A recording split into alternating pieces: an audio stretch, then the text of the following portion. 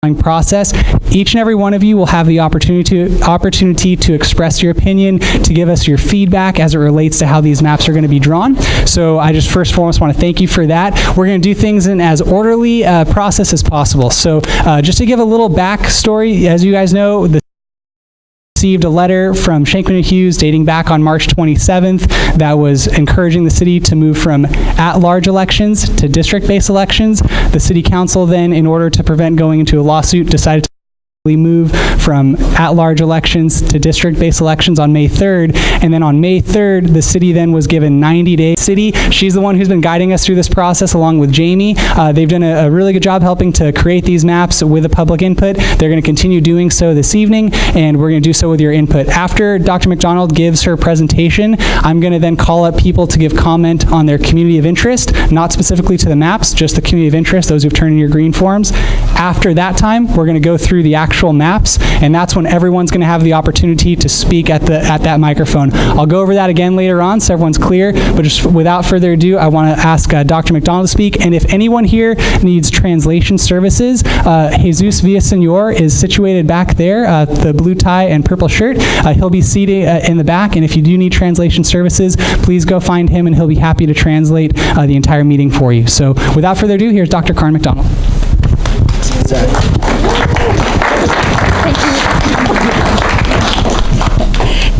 Thank you, everybody, for coming. Many of you I've seen before. Thank you for all the new faces in the room. This is really great. Thank you for participating. I'm standing in front of Zach. I'm sorry. Where am I best standing? Okay. I want to make sure that everybody can see this PowerPoint. I'm going to go through this PowerPoint very quickly tonight because most of you have seen this PowerPoint at least once, and many of you have seen it more than 4 times. This is basically an overview of the process that we've gone through. And let me just start by saying we've had a lot of participation over the weekend. So Memorial Day weekend, everybody got very active. We got a lot of public comment in. Thank you very much. And, we'll talk about that. We'll incorporate it into the process. This is not a done deal. These maps that you're looking at that are printed out in the back, one front and one back, they came together in a particular way, and we'll explain that to those of you who were not until now part of this process. There was no funny business. They were drawn in public, and many of your neighbors that are here can tell you exactly how they came together. So this was actually a lot of work by the people that were there and also by people that have sent in their comments so far. So again, we're really happy that there's more people now in the process and that we've heard from some of you that we did not hear before. That's obviously changing things a little bit. All right, so districting in Oceanside, how does it work and how do you participate? Let's go. What is districting? We all know what that is by now. Districting is when you have a jurisdiction that does not have individual council districts in this case, and you're creating those council districts from scratch. You've probably all heard about redistricting. Redistricting is what you will be doing in 4 years already. In 4 years from now, that's after the census gets collected and then released. Then you have an opportunity to look at those districts. You figure out whether they're equally populated, and if they're not, then you go through another process and you can change those districts, okay? So generally, redistricting, once you have districts, happens every 10 years after the census is collected. How does the process work? Well, we are at the 5th of 5 community meetings, and we call them input meetings. There were 2 public meetings on May 13th and 16th to gather some initial public input. Then we had a city council hearing on May 17, where we presented some of that initial input to the city council and just kind of told them what we're doing and, showed them this PowerPoint and all of that. And then we had 3 more public meetings, and this is the last one. So we got together on May 20th, 23rd, and now on the 30th to gather some more input and feedback and work on maps. So today's meeting and the 2 before, they actually were map drawing. They included map drawing in public. So what we did is we looked at all the input that was received, and that was not just received by people that were sitting in the room. This is something that we heard from people over the weekend, that they thought that people in the room were driving the process. Actually, the people that were speaking that were in the room were actually the minority of the comments that we received. We got a lot of comments by people that did not speak. We got a lot of comments in through email, for example, or that were just dropped off. So there's a lot more comments that you didn't hear about. What we tried to do is we tried to just put them all together and then come up with a consensus map, basically, with a map that perhaps would not be perfect for every individual one of you, but one that would perhaps pull together the most public input that we could get, where we could get people to agree that this is a decent map that we could send to the city council. And the idea was that the city council could then get a map that pretty much has community support, and then if they wanted to make minor changes or so, they could do that, and that would basically then happen on June 21st. So today is our last opportunity to have a community meeting. And this community meeting will basically do what we did the last time. We'll go through this PowerPoint, we'll take some public input. My colleague Jamie Clark will walk you through the maps that we created in public with everybody. By the way, there's some people standing. There's some chairs right here if you want to sit. Guys, don't be shy. We like the company up here. And over here also. And also there's water and cookies in the back. Get a cookie now? There's not that many. So, no T-bone steaks. Somebody was asking for T-bone steaks. I did tell the city clerk that that was a request. I cannot guarantee that that's going to happen. So, all right. So, again, we collected data through community input. And that community input came in various ways. Hearings, people dropped off community input, they told us about it, they emailed it. On the 21st of June, we will send whatever map or maps we have to the city council. We were hoping that we would just have one map that people could pretty much agree on. And then we'll send it to the city council, and then the city council can basically make some more changes if they want to. It's another opportunity to give input. And then we'll go from there. And after that, there is an opportunity at one other city council hearing where the city council is going to go through an ordinance or talk about an ordinance, and then there's a final vote. Okay, so when and where are the meetings? They were all over the city. We tried to find locations in various areas. I know that there are some areas that did not have a meeting, and part of that had to do with the fact that we were under an extremely tight timeline, extremely tight. And that was basically given to us by the California Election Code, which says that if you're in a situation such as the city of Oceanside is right now, where you get one of those demand letters from an attorney who says you have an issue with voting rights, then basically you're on a clock. And then you only have 90 days to go through the entire process. So, setting up all these meetings, finding locations that are accessible and, that are available, that basically just, Zach had to make some decisions, and we did what we could. The reason for why these meetings are in the evenings and on Saturdays are because if people are working, they can't come during the day to a meeting. So we scheduled meetings in the evenings so that we would get maximum participation. And then people that work in the evenings, we were hoping they could come on the weekends. So we had 2 Saturday meetings. So we did what we could to make sure that this was going to be a process where everybody could participate. There was not an avenue that was closed to anybody. And I'm just saying this because we did get some feedback over the weekend that this was a done deal and that this is not a transparent process. And I think most people that have ever seen a districting or redistricting in action will tell you that this is the most public and open and transparent process that you will find. So just wanted to give kudos to everybody, the city council members and, the city attorney who was in the back who just got here, and Zach, of course, and all that, because they asked for that because they felt like everybody should have an opportunity to weigh in. All right, so let's go through mapping criteria. The criteria that we have to create these maps are equal population, meaning that when we're done, all of these districts have to be equally populated. So you have to have the same number of people in each district. You have to comply with the Voting Rights Act, and that is the Federal Voting Rights Act. You have to have districts that are contiguous, they have to be compact, and you have to respect communities of interest. What we're also supposed to not do is take into consideration where incumbents live.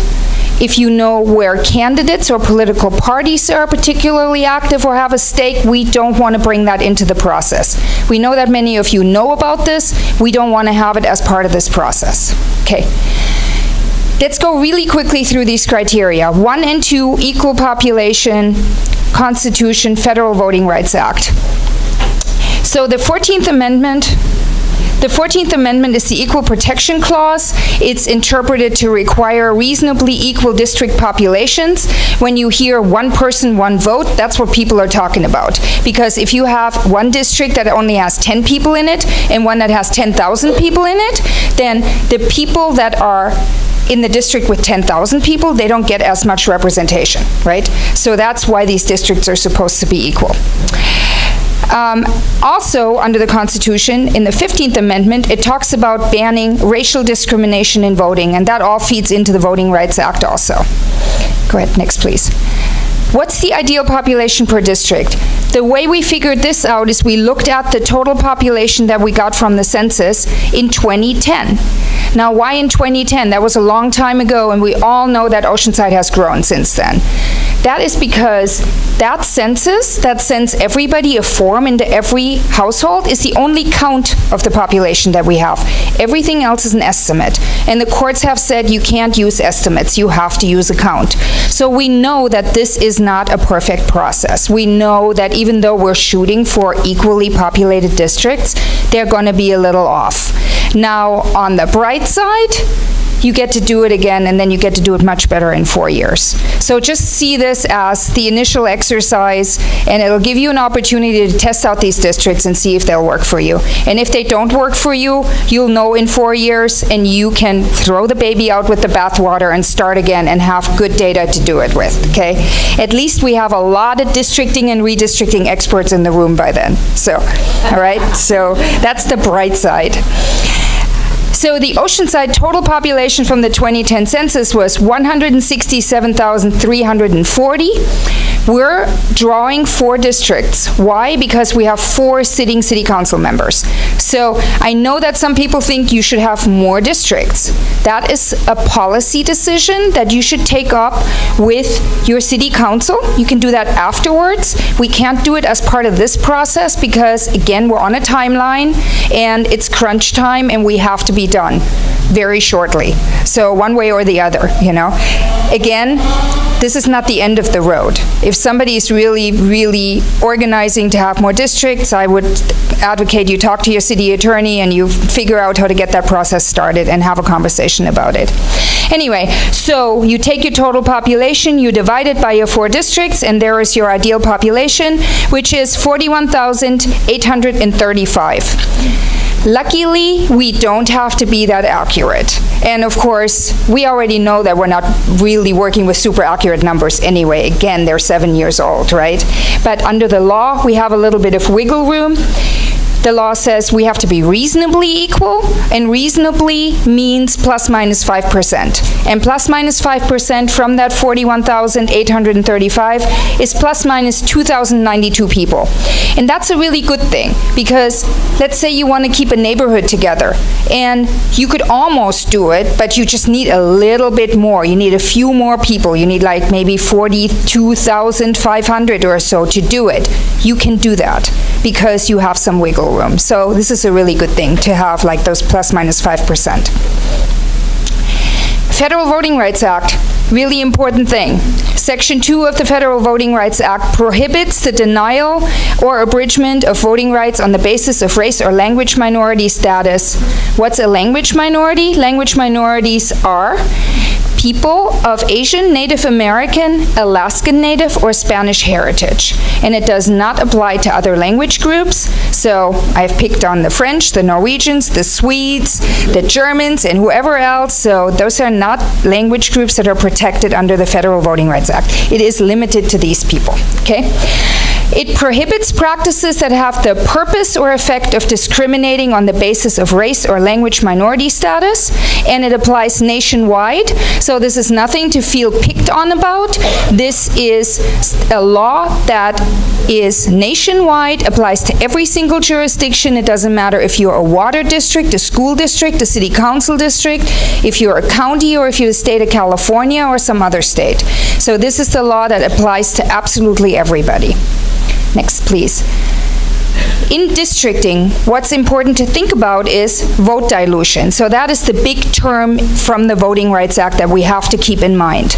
And basically, I'll give you two examples on how to think about this. At-large election systems can make it impossible for even a large minority group to elect a candidate of choice when the majority votes against them.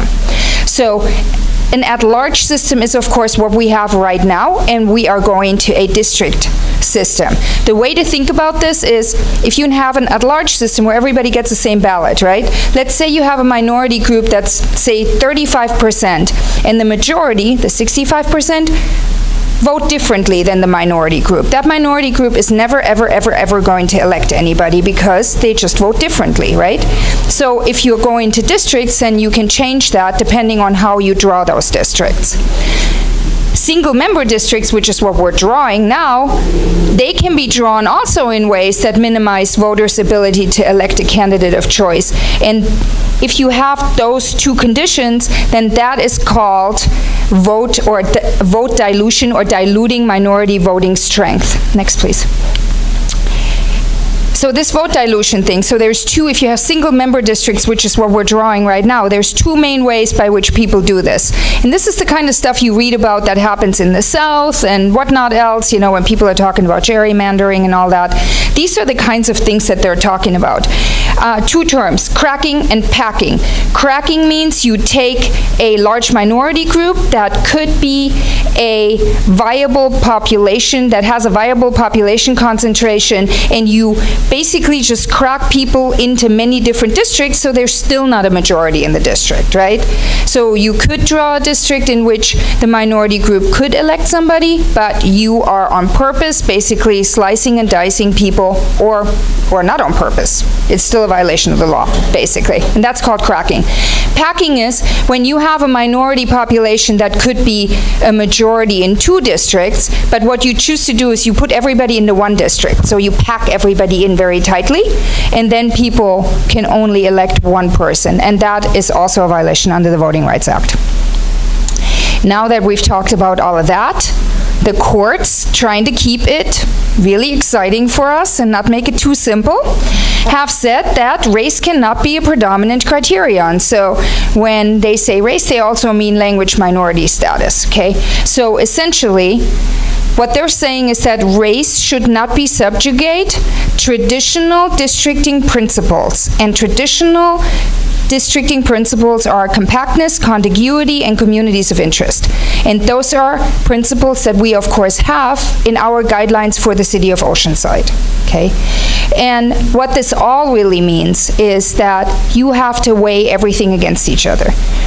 There is a lot of constraints, and it's actually not as easy as you might think. You have like 5 different things that you're supposed to keep in mind. You know, just 5 little criteria. How hard can that possibly be? Well, it's a lot harder than you think, because you do one thing right, and then you've just broken another one, you know? So it's kind of like a puzzle piece a little bit, or more like a Rubik's Cube, I guess. So you're kind of moving things around, and you're just trying to do the best that you can. Now, the couple of things that are not negotiable at all are equal population, because that's really why you're doing it, and compliance with the Voting Rights Act. And really, I mean, you have to have contiguous districts also. But anyway, we'll go through these. So the third criterion is compactness. That's a geographic criterion. When you're doing districts, you're always talking about geography, basically. You're constantly looking at maps, you're moving things around, so it's a really geographic kind of an exercise. There are a lot of different ways to measure compactness, but it always boils down to what does it look like? What does a district look like? Is it a funny looking district? And why is it funny looking, you know? Is it funny looking because you did something that you weren't supposed to do? We all know that we've seen these gerrymanders coming from whatever, Chicago or so, that are reaching, these fingers that are reaching out and grabbing populations and whatnot, you know. Well, those are usually, when they get in trouble under this criterion, under compactness. Because the courts are going, well, that doesn't look normal. That does not look compact, people. Now you have some explaining to do. All right, so if the district looks funny, you have some explaining to do. Sometimes it's perfectly reasonable to have a funny-looking district, such as where you have the lake that kicks Carlsbad right here. So, you know, people that don't know Oceanside may just think, what in the world's going on over there? Why is this thing there hanging out, right? And I know you guys live there. Okay. But anyway, so I'm just saying, not always just because it looks a little funny, is it a gerrymander or there's something funny going on. Sometimes it's just the geography. Such is life, right? All right, so contiguity, what is that? That's the easy one. We have to, when we're done, we have to have districts that are connected. So you have to be able to go from point A to point B in the district and not leave the district. So stay in your district. That's all that is. And finally, communities of interest. And this is something that you have heard a lot about, and we got a lot of testimony over the weekend. Thank you very much. What our marching orders are saying is that the council district shall respect communities of interest as much as practicable. Communities of interest generally refers to a contiguous population which shares common social and economic interests. So, sounds good. We don't have data sets. The census does not collect information about where your community of interest is. So what we have to do is we have to figure it out ourselves. And that is why we got together and we talked about it. And we figured out where your communities of interest are. And then we talked about whether those communities should stay together, because not all communities want to actually stay together. Sometimes you have a community of interest that is so large that it feels like it would benefit from being represented by 2 or more people. That does happen. My own community of interest where I live, we're really little. So we definitely always want to stay together. And we fight to stay together when there's a districting or redistricting going on. But that is really up to you all to tell us and bring into the district. Into this district hearing. So the other part of this is, of course, which community of interest should be with other communities of interest in a district, right? So how do we build the districts? The idea here is we talk about these communities of interest, we use them as building blocks, and we figure out how we can put them together so that we can all create some districts that will make sense to you guys, because these are your districts. All right. Under the law, there is really no limit on the kinds of interests that you can, bring to the table here that will bind a community. We know that communities of interest, they vary based on the city, based on where you are in the city. They can, it's basically up to people that live or work in communities to establish those communities of interest and let us know about them. Next, please. And let's go through the 2 that were mentioned, economic interest and social interest. Those are usually 2 big categories that people frequently use to kind of establish their communities of interest. So if currently, for example, you are organizing around common employment or economic opportunities, so perhaps a lack of economic opportunities, let's say you're working with a particular developer or somebody who will bring a lot of jobs into your community, that is something that you could use to establish your community of interest. You could talk about expanding opportunities because perhaps you don't have a lot of employment opportunities right now. Development, bringing in businesses and so forth. Social interests could go from, we all organize around the particular school. We organize around our shared culture and history, perhaps around our shared language. Transportation is a really big one. People organize around parks, keeping parks intact, maybe getting parks, getting more funding for a particular park. We see a lot of friends of, this and that park, people organize cleanups and whatnot. Those are definitely all communities of interest that we have seen in documentation. Maybe not necessarily all of them here, but definitely in other jurisdictions. Then goals could be you want to improve recreational opportunities or public safety, preserving historic resources. If you have, for example, an area that that has a lot of historic buildings, then that is something that oftentimes people also organize. And very frequently, and this is what we heard here also, is that people have very defined neighborhoods, and that people really feel like they're part of their neighborhood, and that is how they organize themselves. So they know where the neighborhood is, and they feel like this is something that needs to stay together because there's a neighborhood group, for example, everybody's working on the same goal, and so forth. How do you document a community of interest? Basically, here's the rule of thumb. You answer these questions: what bonds your community? So basically, what is it that draws all of you together? What's your mission or commonality? Sometimes it helps to think about what's different outside of the boundaries of your communities of interest, because if you're not quite sure where your community of interest ends, just think about, is there a particular street or a creek or something where things just change, where there's just a different, there's different housing stock or whatever. And where is your community located in the city? That's really important because, again, this is a geographic exercise, right? We're looking at maps, we're building districts. So it's really nice if we know about your community, but if we don't know where it is, then we have some problems here, because then we can't keep it together or, take it into consideration. So as long as you can get us the boundaries and then also just tell us about, what bonds your community, then we are in business. Next, please. And then finally, ignore politics. Please disregard, if you can, please disregard the location of incumbents and candidates. Let's just figure out how to draw some good districts. If you, can do it, just try really hard. We're just trying to draw some good districts right now. Hopefully everything else will follow. Good candidates will follow. Maybe the incumbents are there, maybe they're not in the district, maybe they always wanted to move, you never know, So, never know, find out. So please just disregard where the incumbents or candidates live if you know, and disregard political parties also. Why should you participate? Well, you know that already. You're here, right? So you want to make sure that we know where your community of interest is. You want to give your community a voice and make sure it has equal access to the political process. You want to encourage people to register, to vote, to remain politically engaged. I'm thrilled to have so many people here today. And you want to help shape us. You want to help us shape a districting plan that provides communities a meaningful opportunity to elect candidates who represent their interests on issues that are important to you. It would be a real shame if after all of this work we didn't end up with some really good districts. So I'm really, really hopeful. So thank you again for coming. Yeah, there, thank you. That means be quiet and let's start working on these maps. So, okay.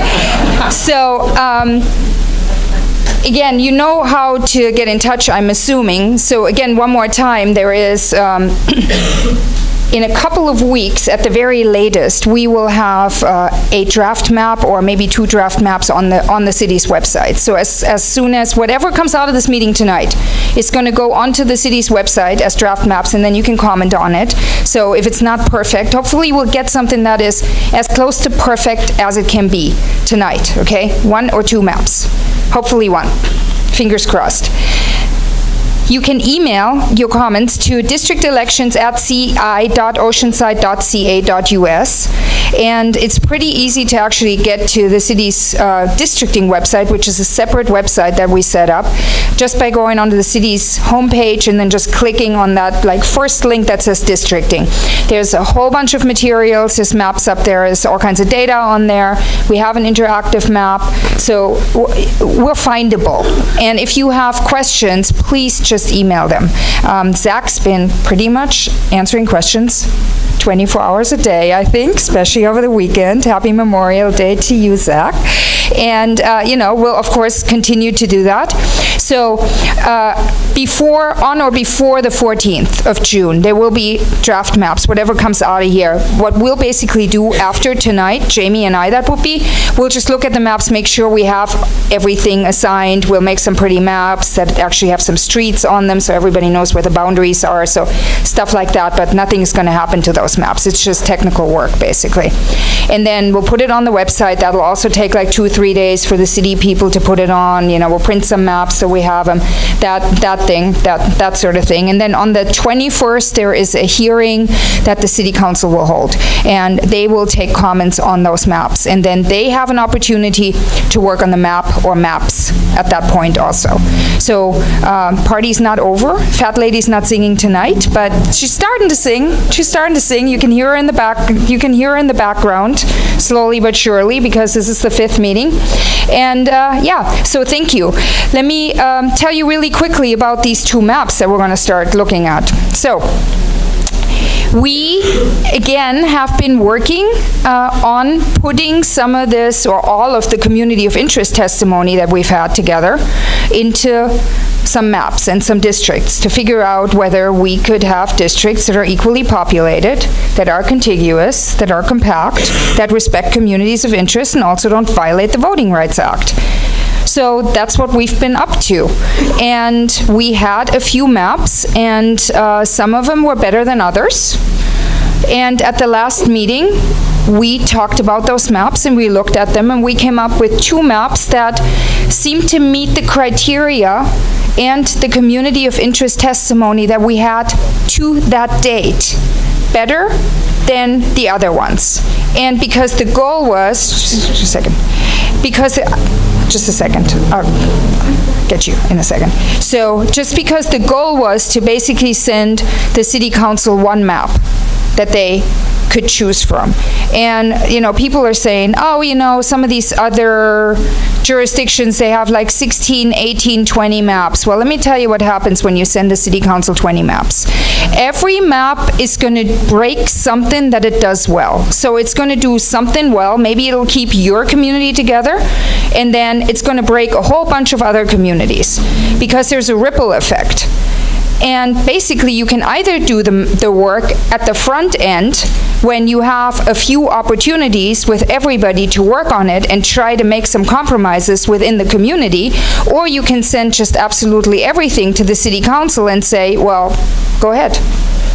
And I would say that in that kind of situation, I think based on what we're doing here right now, more people are going to get what you need, because we have an open dialogue, and we can actually, in this forum, really work on this stuff, than if you just throw a whole bunch of not very well-drawn maps together and just send them all up and said, okay, you do the hard work, okay?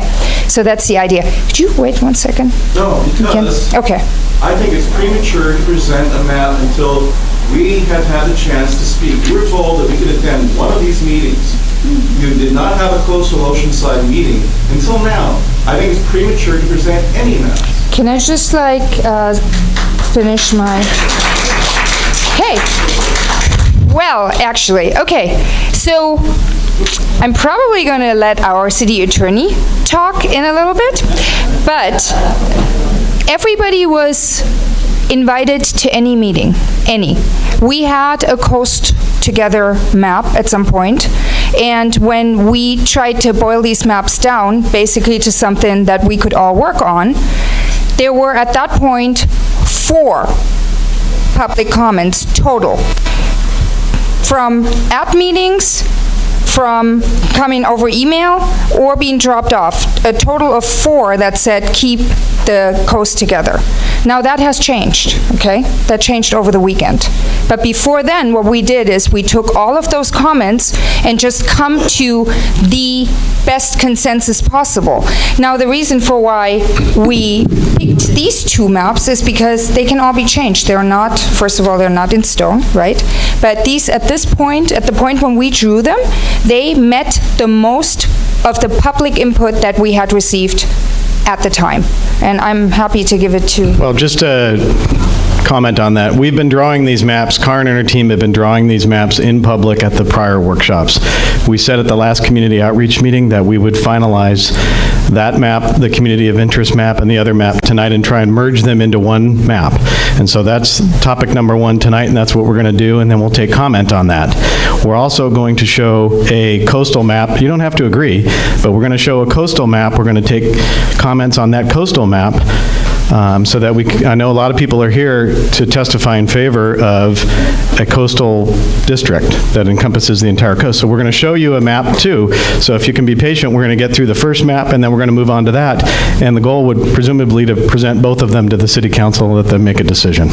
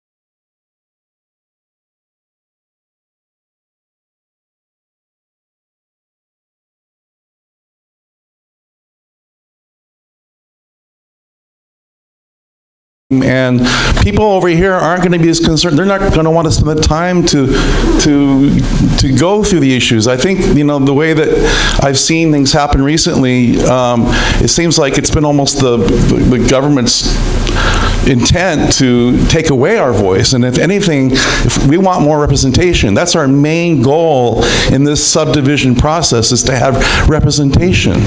So if we have our own district, I think, these are the people who are committed to putting the time to produce decisions that will benefit the people who live there. And so I ask you, please, don't divide neighbor against neighbor, okay? Now, from a Hawaiian point of view, we are one district. This is called Makai. It's Oceanside, Makai. Okay, we have the same culture. We relate to the harbor, relate to the beach, we relate to our commons. Where's the map that shows the public commons in each of these districts? That's your economic zones, okay? Our economic zone is Coast Highway. It's the whole thing. We use automotive services and restaurants in Southo. We use the beaches in Northo. We use the restaurants downtown in both areas. That's our main economic zone. Okay? We don't have any urban design analysis. You're not showing where the commons are. You need to show where the existing commons are. Thank you. Very good. Yeah. Our next two speakers are Jimmy Figueroa and Carolyn Kramer. Do we have the pointer?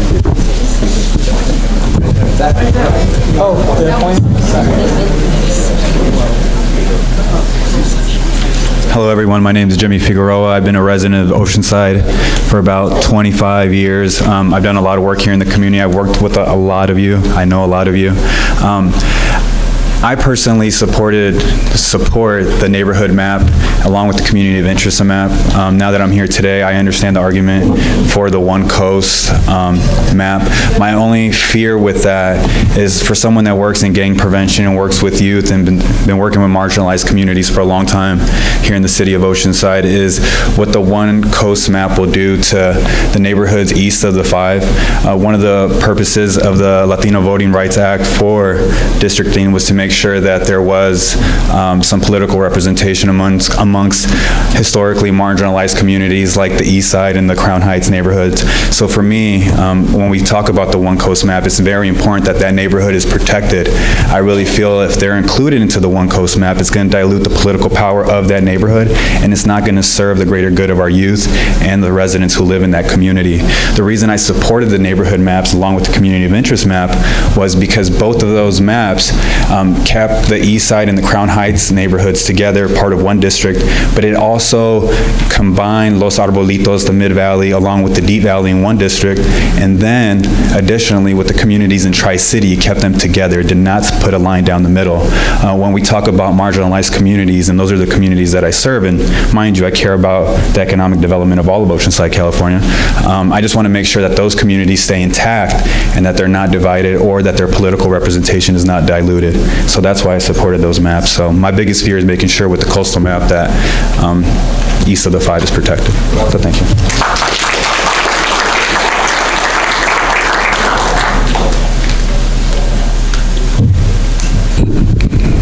Hello, my name's Carolyn Kramer, and I'm a resident of Seaside, Townsite neighborhood, and I support the One Coast commonalities of interest.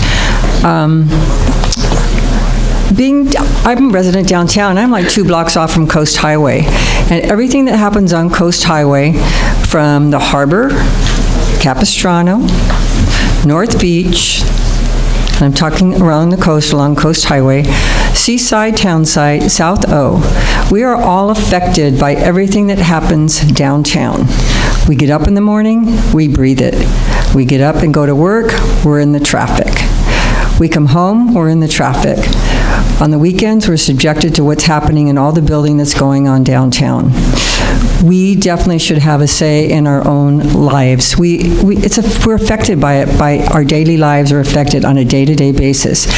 We all live in Oceanside. We all love Oceanside, or we wouldn't be here.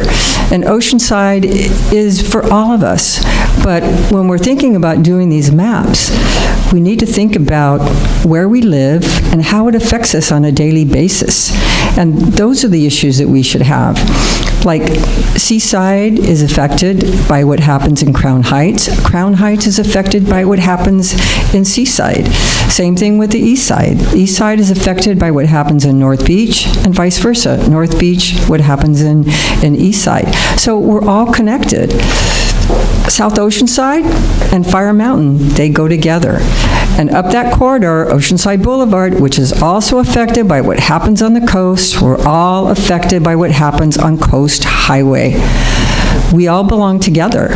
Loma Alta, up Oceanside Boulevard. On the other side, one side's Fire Mountain, the other side is Loma Alta. We all belong together. And older neighborhoods should stay together. So that's why I support the One Coast, and I know all the other neighborhoods would like to stay together, and that's what we're really here for, to have common interest, same common interest. Thank you. Thank you, Carolyn.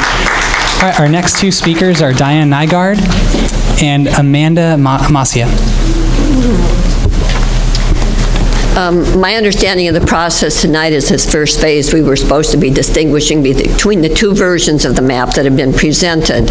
And so that's what I want to comment on now. Oceana, is there anybody in the audience who lives in Oceana? So Diane, real quick prior to, so this is, you can speak about the maps, but that's going to be after the maps are brought up. This is the community of interest portion, so describing your community of interest. If you want to speak, you're more welcome to. I just want to let you know. I'm just going to wait then. Okay, perfect, no worries. All right, so then the following speaker, perfect. Hi, my name is Amanda Masia. I'm a resident of the Lake neighborhood. I would like to speak in favor of a two-coast policy for a couple of reasons. First of all, I think we all live in Southern California because we love the coast. I think we can all agree that the ocean is a deciding factor on why we pay such exorbitant rates to rent for our homes, for gas, why we deal with 5 traffic. If we put the coastal area into one neighborhood, we will merely be creating a zone of coastal elites. We heard a lot of people talking about how they pay more property taxes, and they can't relate to my neighborhood of tract homes. I would like to say that I merely can't afford to live as close as I would like to the ocean, but that does not mean I don't love it as much as you do. And I love going to the ocean. Furthermore, I live on a watershed. I live right off of Calaveras Lake that flows into the Agua Hedionda Lagoon, which flows into the beautiful Pacific Ocean that I swim and surf in frequently. You need more people to care about the watersheds and the ocean. If you create one coastal zone, you will merely be blocking people off from caring about our natural world. We need to bring in people to our coast and show that we all have a vested interest in protecting our ocean, protecting our climate, and protecting what binds us together, and that is our coastal area. Thank you. Thank you. Our next two speakers are Monique Combs and Wendy Weisel Bosworth. You're going to pass? Okay, no problem. Okay, perfect. Thank you. Oh, it's your line. Great. Thank you. And remember, everyone, you will have the opportunity to speak again about the maps as well. So, well, I'm a new resident of Oceanside. We just bought in a year in Loma Alta. And one thing I want to stress is that if you take that whole coastal zone, I think that you'll have one representative for that group. If in my area, I don't see it as the same, although I love the ocean too. I see there's a lot of there's El Super. There are a lot of immigrant communities in that area. They need a voice. They need their own representative, and I'm part of that too. Thank you. Thank you. Our next two speakers are Steve Bosworth and Joan Bachman. Are you going to pass? Okay, great. Thank you so much. Joan Bachman?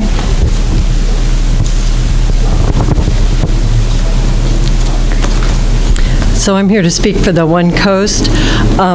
So first off, I'd like to say there are 5 votes for everything that happens in this town. It's not about aggregating power downtown. I keep hearing that, but that representative can only have 1 vote. And so other areas that have their representative send their vote, which would not share the coastal vote. And I think it's more likely that you would get things across the entire city if you had 1 coastal district. Oceanside is wonderfully diverse. I raised my kids here. They went to school here. They have friends of everybody, and we just loved it. And so to me, drawing any line dilutes that vote, any minority votes. And so I guess I'm a little suspect of the idea of districting with minority votes, because I think we're already diverse. I live in Seaside. I live on the coast. I raised my kids there. Wonderful family neighborhood, very much like South O. And I don't know that we can keep that vote, the minority vote, together, and I'm sorry about that. I wish we could.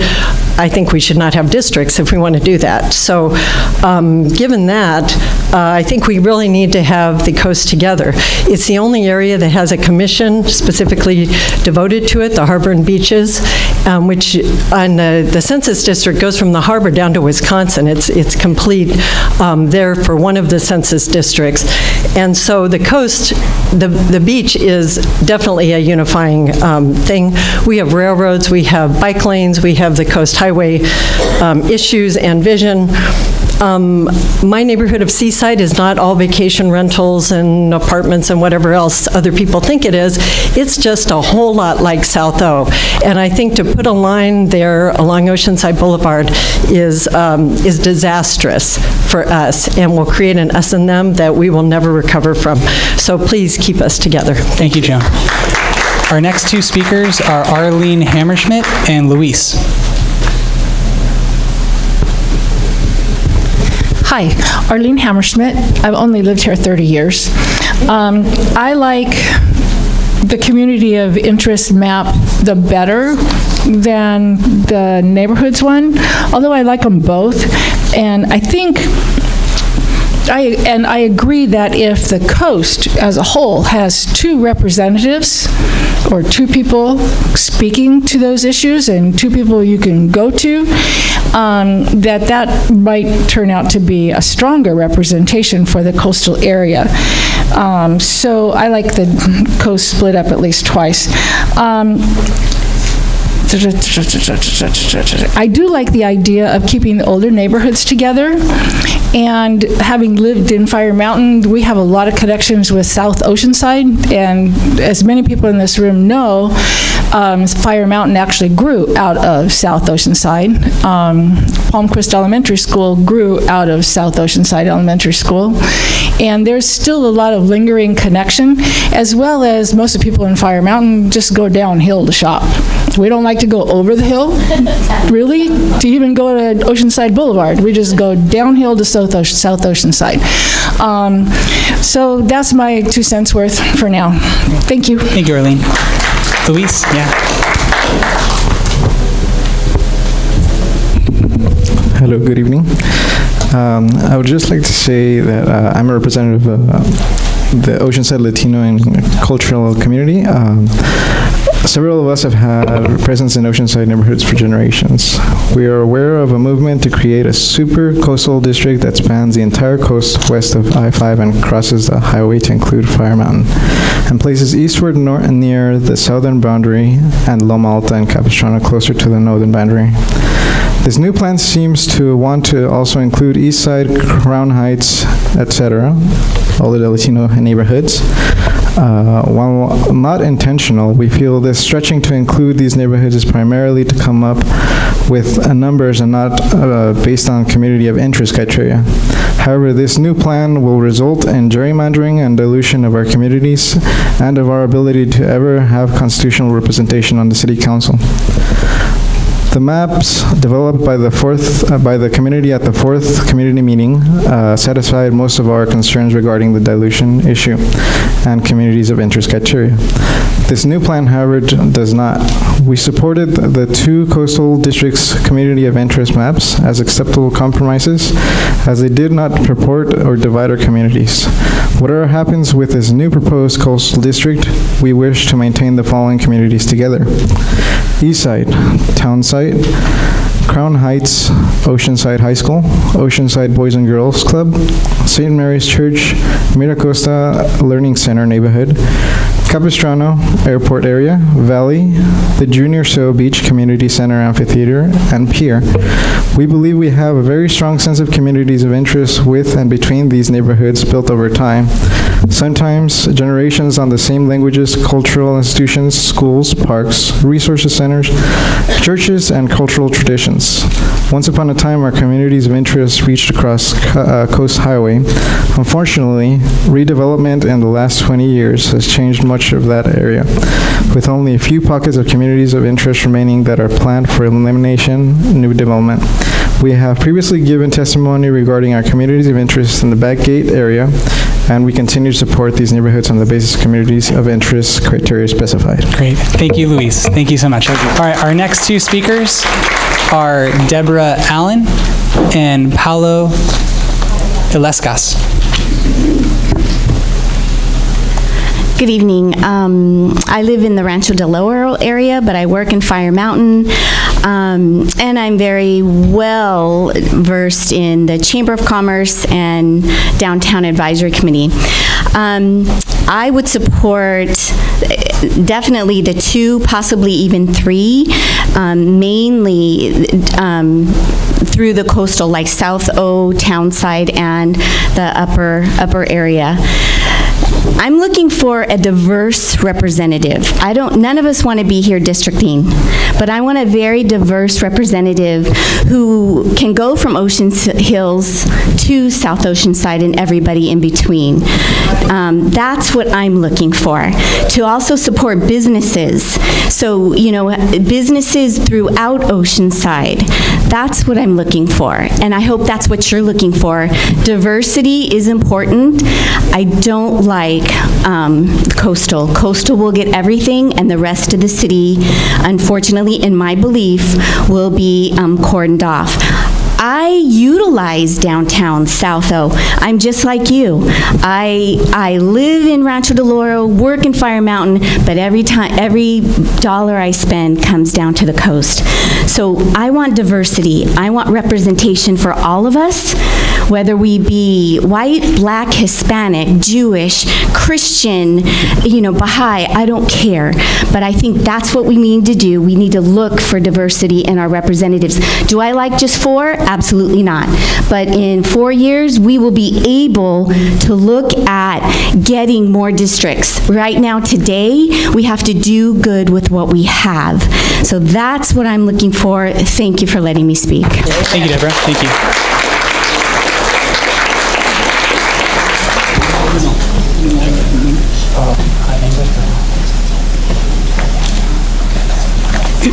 Hi there, my name is Paola Ilescas. I've been a resident here in Oceanside for 24 years. I truly love Oceanside. I'm sure all of you are here for this very same reason. I'm sick, but I'm here because I have this love for Oceanside. I've grown up here. I've seen the changes that Oceanside has had, and I like to tell everyone who lives in San Diego that it's not San Diego, because San Diego, it has that hell of a traffic, and you all know that.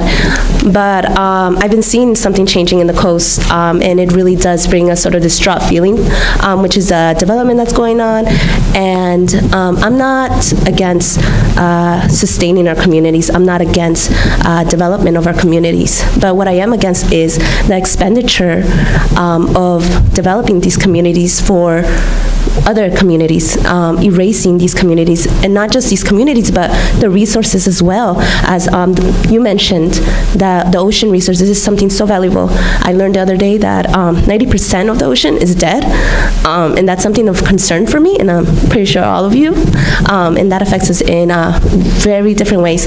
But I would like to advocate for for East Side community and the Crown Heights community to maintain together, as well as Los Arbolitos and Valley Capistrano area to remain together, because that is there's a cultural bound, there's a school relationships among them, and I also feel that, once again, to develop this, to become a little San Diego up here, doesn't have to be at the expenditure of other communities. Thank you.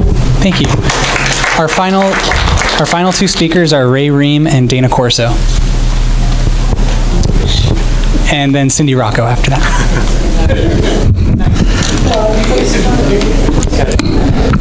Are we done yet, Cindy? I'm just kidding. No, I was letting you sit down. I was just kidding. Hi, I'm Ray Ream. I've lived in Oceanside a long, long time.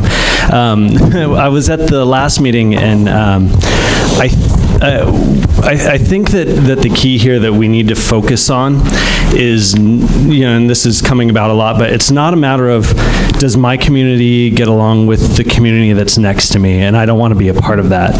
This is about not splitting up communities of interest. And so it's really all that is. And right now, the best we can do is 4 sections. And so we have to make the best with that and make sure that we have the best representatives for everybody and that the vote is not diluted. But the main thing is, last time when we had our maps, is we were focusing mainly on getting those lines drawn so that we didn't split people up. It wasn't about, oh, well, we need to not keep these people with this group, or this group doesn't work well with this group. It was, we cannot draw a line through this community, and that's all we have to worry about. That's all. Thank you.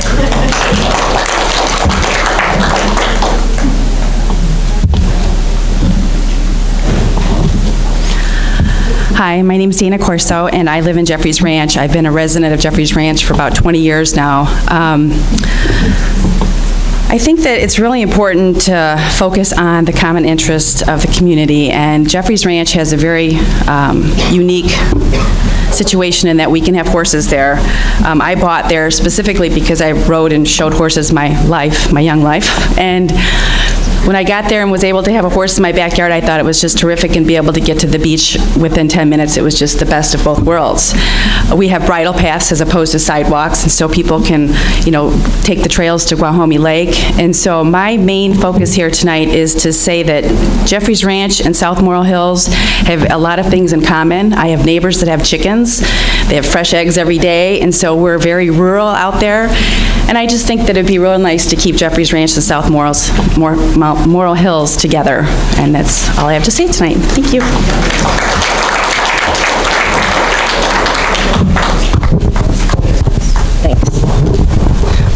Cindy Rocco, South Oceanside. I've been to almost every single meeting, and every single time I have been a proponent of splitting the coast. And my primary reasoning for that is that I think there needs to be a balance between representation because of the extraordinary amount of development that is going on the coast. And I think it's really hard for one representative to stay in touch with all the different factions on the coast to really make a well-rounded decision and represent everybody as much as they can. So I did submit a map that I think most of you, except for the one coast, might not like, but that I think most of you will like, because it takes into most the communities of interest. And I've been to all these meetings, so I can pretty much, well, Jamie could probably do it better, but I could pretty much identify most of the communities of interest. And I know that before, I was always splitting everything trying to do it at Wisconsin and split up Seaside. I don't want to split up Seaside. I wanted to create a map that had South Oceanside, Fire Mountain, Loma Alta, and Seaside Heights, and also go all the way out to El Camino Real, up to Mission, and of course with 78 at the southern border. Also, I would take, I know one of the concerns on social media was that we were sharing, South O was sharing, because of the trying to populate all the other districts, South O kind of got, I always say South O because that's my homestead, but kind of got squished down and flattened.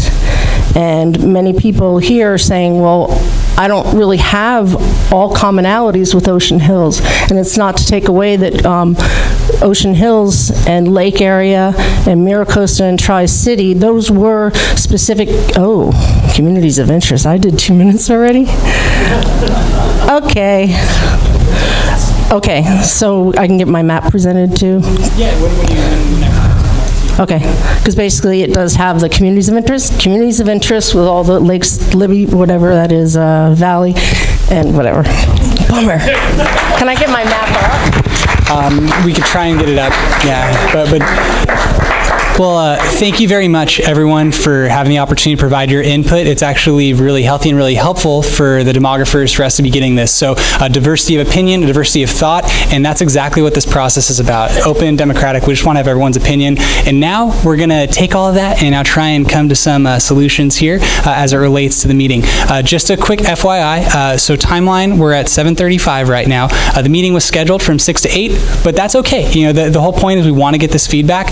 We're going to grind this out and work hard tonight, so you stay as long as you want. I would encourage you to stay for the entire time, but we're just going to keep working diligently because this is our last meeting. So with that being said, I'm going to hand it over to Jamie Clark. Jamie's going to take it from here. She's going to go through the mapping process. After this map is done, everyone's going to have the opportunity to speak again. I'll go over that decorum in just a minute. Yes, real quick. I'm sorry. Sure. You are with what? Oh. Organization? We never figured that out. Here, Jamie. We're a very small, tiny consulting group called Q2 Data and Research from Oakland, California. Wonderful. So with that being said, Jamie's going to take it from here. Thank you guys so much again. During this process, we're going to want to also keep things organized, and so try not to shout and yell like when she's doing this. We're just going to kind of let her do her thing as questions come up. And I know that might frustrate some of you. I'm sorry, but we just have to make this as organized and efficient as possible. And just thank you again for your patience and your participation. So with that being said, here's Jamie. Hi, everybody. Thank you so much to everybody who's here tonight and to everybody who submitted their input in previous meetings and online and in written testimony. It has been really great to get to know more about Oceanside. And again, at this point in the meeting, we're going to review the community of interest map and the neighborhood map. Those are the two maps which are on the handout. The handout that's two-sided has the maps on it. And right now, I'm just going to project the different maps on the screen. I'm going to keep the neighborhood layers up. Again, that's the neighborhoods as defined by the city of Oceanside. And then also sort of look at where the lines are drawn exactly right now. Look at some of the community of interest testimony that we've received to date. Again, that's the community of interest testimony that we've received up to about 10 a.m. this morning. So if there's any new communities of interest after that, they haven't been digitized quite yet, but they will be very soon, probably like tonight after this meeting. Excuse me? Yes, and we know where they are. We heard them tonight, and we'll keep that in mind when we're doing this line drawing. So I think that the goal for this should be to work on these two maps. Of these two maps, the goal is to present one of them to City Council, I guess potentially both of them, but I think ideally it's in the community's best interest if the City Council can zoom in on as few options as possible, right? So that they can take their time and make any changes if necessary, focusing on as few options as possible, Okay, and then we will move on from there. So right now we're just focusing on the community of interest map and the neighborhoods map. And let's take a look at the neighborhoods map first.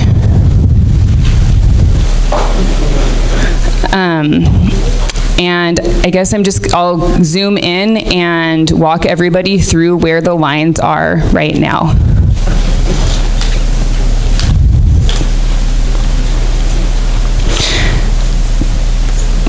So in this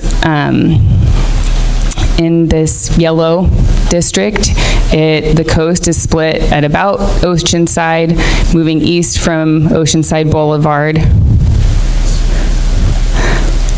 including all of Loma Alta. It's moving north on El Camino Real, and then south on Mission. And it's going north. As you can see, there's some areas here where it looks like this is Apricot Tree Way, for example, and part of this community, or part of this street rather, is in one district, and then there's part in another district. So that might be an area that if we were gonna continue forward with this map, we would wanna look at. And it's just sort of moving north roughly along Los Arbolitos Boulevard up to the river, crossing the river, of course, on Wayland Lake Road. This line here is North River Boulevard. Again, there's just an area here that we would maybe want to look at. You can see these are these little lines are the streets. Moving up Point Sur, and again, this is Douglas Drive up to Vandergrift and to the city limits. So I'm just going to zoom out so we can see what we just looked at. And again, that's the yellow district on the neighborhoods map. This green district, the southernmost district, this is pretty much just following following Oceanside Boulevard from west to east, and it's everything south of Oceanside Boulevard, including Ocean Hills, Lake, Tri-City, Miracosta, Fire Mountain, and South Oceanside. And if we're going to look at this red district next, it's, again, this is El Camino Real, Mission, moving sort of up through these neighborhoods. This is Douglas, south on Vandergrift. This is College, south on 76. This is following down Mission, down Old Grove, and then St. Cloud Way to Oceanside Boulevard. So that was the red district. Again, maybe some areas here and here that we would want to work on so that we're not going through smaller communities again, right? And then the blue district here is everything else. It includes Morro Hills, Wahome, Peacock. This again is St. Cloud, up 76, College, and Vandergrift. And for those of us who are here today who haven't been to any other public input meetings, I can show what I mean when I say I haven't digitized the communities of interest yet. So, for example, trying to find a good example here. For example, we've heard a lot of testimony. We just heard testimony today about Jeffrey's Ranch being with South Morro Hills, and I haven't digitized that yet because we've only heard testimony about Jeffrey's Ranch being with Morro Hills. We've also heard about Jeffrey's Ranch being outside of Morro Hills, but so for example, see, this is Jeffrey's Ranch area here, and then it's with the rest of Morro Hills, and we can see that this community of interest, this community of interest is intact in this map. And then we've also heard about Jeffrey's Ranch being more with Rancho del Oro, and that also would be true in this map. I'm going to move on just to sort of look at the communities that maybe are being split in these maps. Of course, the shoreline. I don't know if everybody can see that right now because it's sort of blending in with the green, but this is the shoreline shoreline intact community of interest. That, of course, is split in this. There is also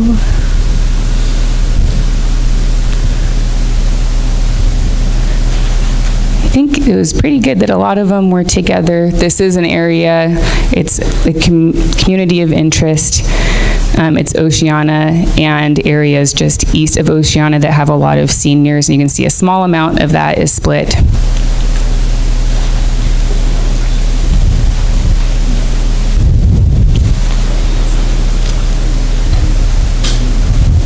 And there was this this community of interest. It is pretty large, and it's basically El Camino Real between the 76 and Oceanside Boulevard East, that was identified also as a community of interest. And as you can see, it is pretty large, and it's also split.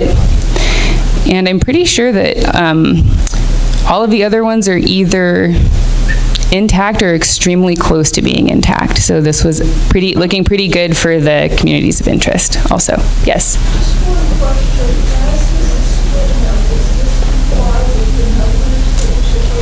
Yes, this district and the communities of interest map are both totally within the plus or minus 5% range. So that's not a concern right now. Thank you for that question. Yes? You described the boundaries, but I don't think you described the neighborhoods that you're splitting in the description of those boundaries. It's not very okay. Oh. Of that red area. Okay, thank you. Sure. I don't see this one either. Also, right, so this would be the districts, they're not all just going to be one neighborhood, because this is almost 42,000 people, right? So it won't just be one neighborhood, it'll be the groupings of the neighborhoods together. So there's not just one neighborhood here, as defined by the city of Oceanside. It's Oceana is whole. Rancho del Oro is split. Again, this is about St. Cloud Road. San Luis Rey, north of that, and then North Valley. One community of interest that we got testimony about like yesterday, I think, is this area, which was sort of the Los Arbolitos, Mid-Valley, Deep Valley community of interest. That does not reflect the actual neighborhoods. Really? Another question I have is, Mr. Odegaard, hold on one second, just 1 second. So just for the sake of time and the way this is going to move forward, Jamie's going to get through the map, and then they're going to take public comment. I just don't want us to go into too many questions right now, otherwise it's going to delay the process, but you can ask all those questions during the public comment period. So everyone think about those questions right now and be ready to bring them up after we finish this process. So thank you. So now I'm going to move on, and we're going to take a look at the communities of interest map, and and sort of take a look at those communities, how it is spread out throughout the city, and what communities of interest are going on in there. So 1 moment, please. So this map has everything north of Oceanside Boulevard to El Camino Real. I'm describing the red district right now, out to Mesa Drive, north on Rancho del Oro, and then west on Mission, and then north. This I don't believe is actually a street, but it's the airport neighborhood boundary. Again, that neighborhood as defined by the city of Oceanside, and it also includes airport and East Side Capistrano and town site communities. And then this green district is again Oceanside Boulevard, all the way out east and west city limits. This street right here, I believe, is Olive, so I think it jogs down on College, and then right here is Olive, which is the northern boundary of Tri-City neighborhood.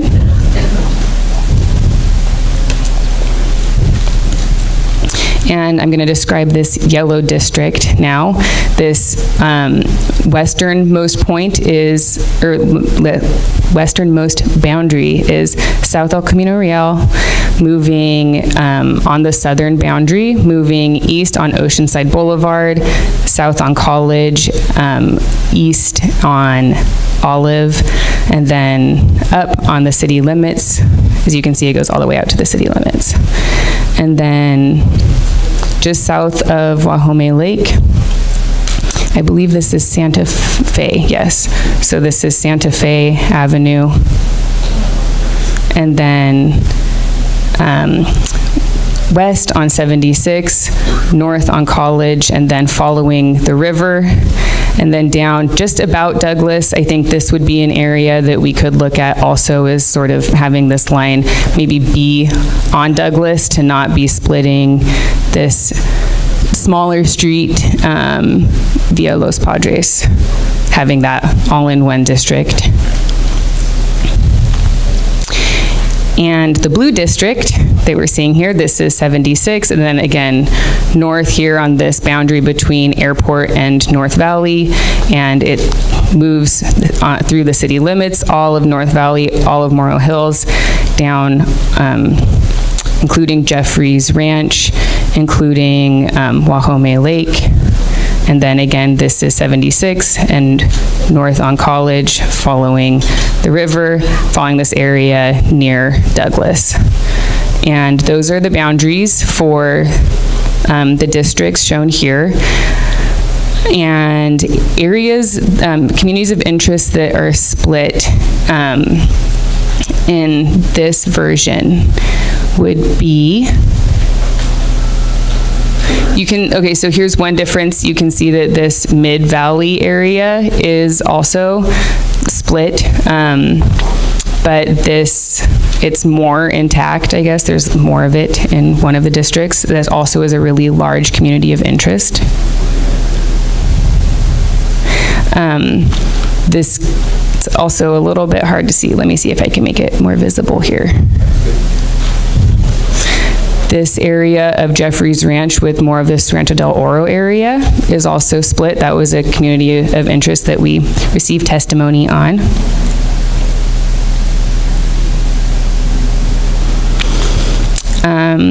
This again is the Oceana plus some other seniors, which again is split as it was in the last one. It's all Oceana, 8 villages. It's all Oceana. Okay, thank you. And I believe that those, and of course the shoreline, intact as one community, is the other community of interest split in this version. So those are the general outlines as we can see. And the goal of this portion of this meeting is to make one of these maps as good as possible to move on to this. Okay, real quick, a real reminder, I'll give it to Jamie real quick. So a reminder for everyone, this is just to consolidate and choose between either the neighborhood map or the community of interest map, and that's one of the options that's going to be solidified right now. Then, after we finish that, then Jamie and Karen are going to create a coastal intact map, and that map also is going to be submitted to the City Council. So we'll end up having two maps, so we have to go through this process. So this is particularly about that map.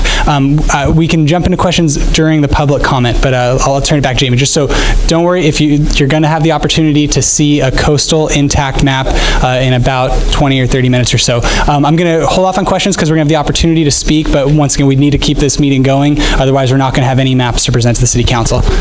Area on there, though? Sure. Yeah. That little pocket of blue with blue and red right there. Yeah, what is that? It's not listed on any of the maps. This area is south of the river. No, I know where it is. Mid-Valley. What? Mid-Valley. Well, Mid-Valley. that's part of Mid-Valley. Okay, thank you.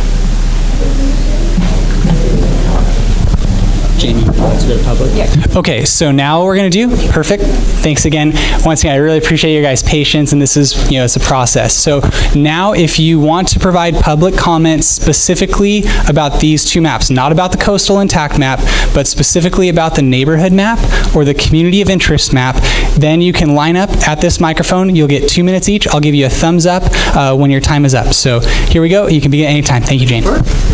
Hi all, I'm Jane Marshall, and I was at 2 meetings, and the last meeting, I know there was a lot of comment, and I can understand why it didn't happen, but the goal that we left, that we voted on, was to combine the community of interest and the quadrant map.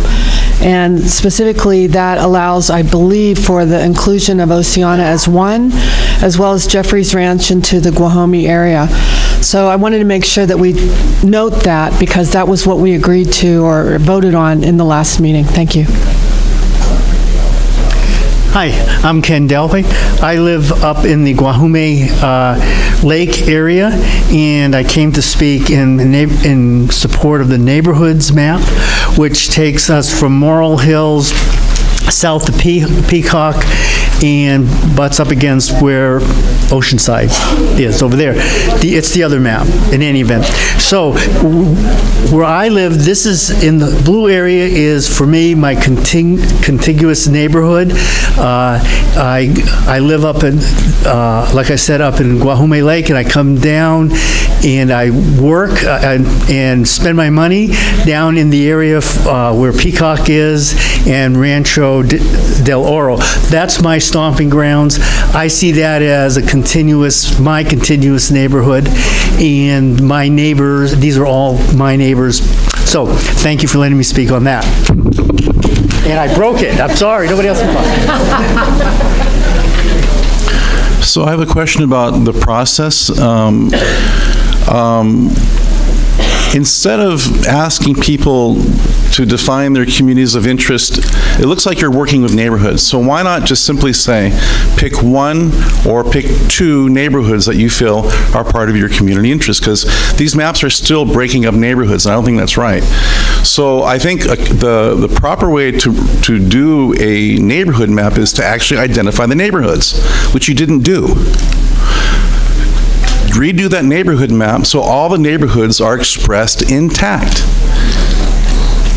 And then let people decide, this is a fairly predictable process by, getting a bunch of people to argue about maps, you're going to create discord.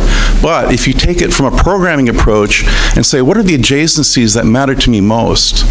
What neighborhood, what community really is part of my community interest that's not my own? I think that's a much fairer way to approach this, because some people are saying, well, I've got 5 neighborhoods in my community interest, and some are saying, well, I only have 2. So I think the fair thing is to allow people to pick 1 or 2 neighborhoods to say which ones matter most to my own neighborhood. Thank you. Just to quickly answer that, and we move on. So the whole concept with this is, over the last month, we've been receiving the community of interest forms from members of the public. Everyone is welcome to turn them in, email, physical, you can hand them in to me tonight, and that's what has been used as determining what the communities of interest, or neighborhoods, for lack of a better term, those are. So just to give you guys that's what we've been basing it off of. Please go, Ms. Hazlett. I'm Barbara Hazlett, and I live in Ocean Hills, and I was at the last meeting where a lot of discussion was made to get the rural part, that's Morrill Hills and Jeffrey Ranch and Wahime and so forth, into one. I like the idea of having this map. I would vote for this map. I like the idea of having the bottom part, the green part, is a nice straight line across Ocean Hills, which allows you to get the other 3 districts to be evenly proportioned up on top. And of course, the proportion is really according to population. And a lot of discussion was done to get those into communities of interest. So my vote would be for this community of interest map.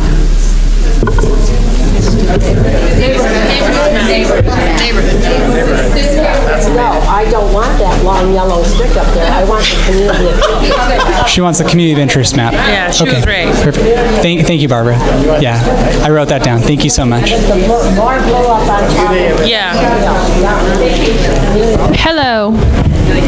So one of the I just want to express, and I want to be quick because I know we're short on time, but what I've heard is that before this meeting, there's been already 4 meetings, and you had only 4 comments you mentioned about prior to the weekend, about keeping the coast together. I've heard in the meetings and at this meeting far more support for splitting the coast, so I definitely don't think it's fair to toss one of these maps and create a new map that keeps the coast together and submit those 2 to the city council. That is completely unfair, because that just outweighs what we're telling you. You can't listen to a few people and submit one map that a few people support, and then just one map that a lot of other people support, and then have the council just pick the map that it is true that people that live on the coast and have a lot more money and are the elites support. That is completely unfair. So if you're going to, so don't tell me that it's not true just because you don't agree. You don't agree, that's fine, but don't tell me that it's not true.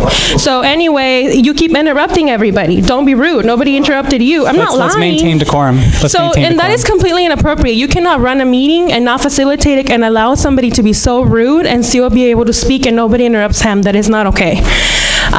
So now you interrupted me. Thank you very much. Anyway, where was I? So if you're gonna introduce a map for the coast, just because a few people said that they support it, then you need to introduce both of these maps today and not just make us pick one, because we need to be represented in what we've been saying. Thank you. Real quick to that particular point, I would like the demographer to answer that, because to give you guys some context, Karen, could you speak to that specifically as to the process that's going? I mean, just give. This is what you're here for. I hear you, and if it gets to the point where we have 3 maps that we have to send up, then that's just the way it is. I mean, we're really hoping to, get to one really good map out of the 2 that we had last week, because we did a lot of work on those already. But if it turns out not to happen, then, we'll probably send up 3. Thank you, Karen. Or just those 2. Well, I don't know. Yeah, we'll see. Karen, thanks so much. Hi, Nadine Scott from Loma Alta. We definitely do not belong with Oceana, the airport, or East Side. We belong with Fire Mountain and South Oceanside, and I've sent comments in to reflect that. Topographically, we're on a mesa with a common watershed on Oceanside Boulevard. We have common interests. I have 0 interest in this map. It's putting South and Fire Mountain with districts they have 0 in common with. So I reject this map completely for our coastal area. Loma Alta has no business in the pink district whatsoever. Thank you.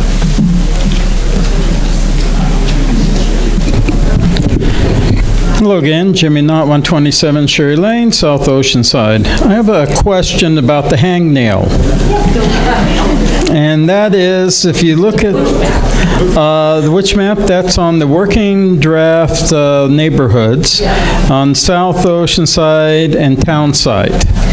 If you see and compare the 2 maps for the communities of interest and the neighborhoods, you see what I call the hangnail there. Right there, exactly. Can you focus in on that and explain what that hangnail is? And why is it split off? Certainly. So if you'll recall, when we were building these districts, we were using the census block groups, and this is just the census block group line. And the reason that we had multiple meetings to work on maps, on the same maps, was so that we could catch little tiny things like this, where maybe like this would be the boundary, I believe, of Oceanside Boulevard. We could catch little things like that and make those changes to really perfect the maps. So that's just like a little blip that we could easily change. And thank you for pointing that out. Yeah, I think it would be better just to be contiguous with the Oceanside Boulevard. Also, with the other person that was speaking earlier, over the weekend here, I heard from numerous people throughout the city about One Coast. Now, I may disagree with it, but I had to bring that to forefront, and I told Zach and everyone about that. And they have a right to their opinion. They have a right to have it voiced, and I made sure it was voiced. Thank you. Hello again. Keeping it quick, once again, I support the, not the neighborhoods map, but the community of interest map, because it does keep our communities that I mentioned earlier, Crown Heights and East Side, together, and we do share the same goals and common interests, so please keep it that way and not the single coast. Thank you.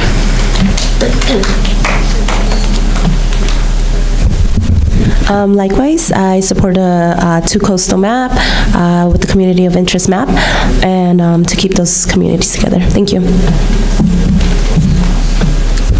Hello again. I would just like to say that last meeting we had some sort of voting method that we knocked down to 2 maps that we have today. So I don't know if we can probably work that out today to perhaps get a vote on and get one map out.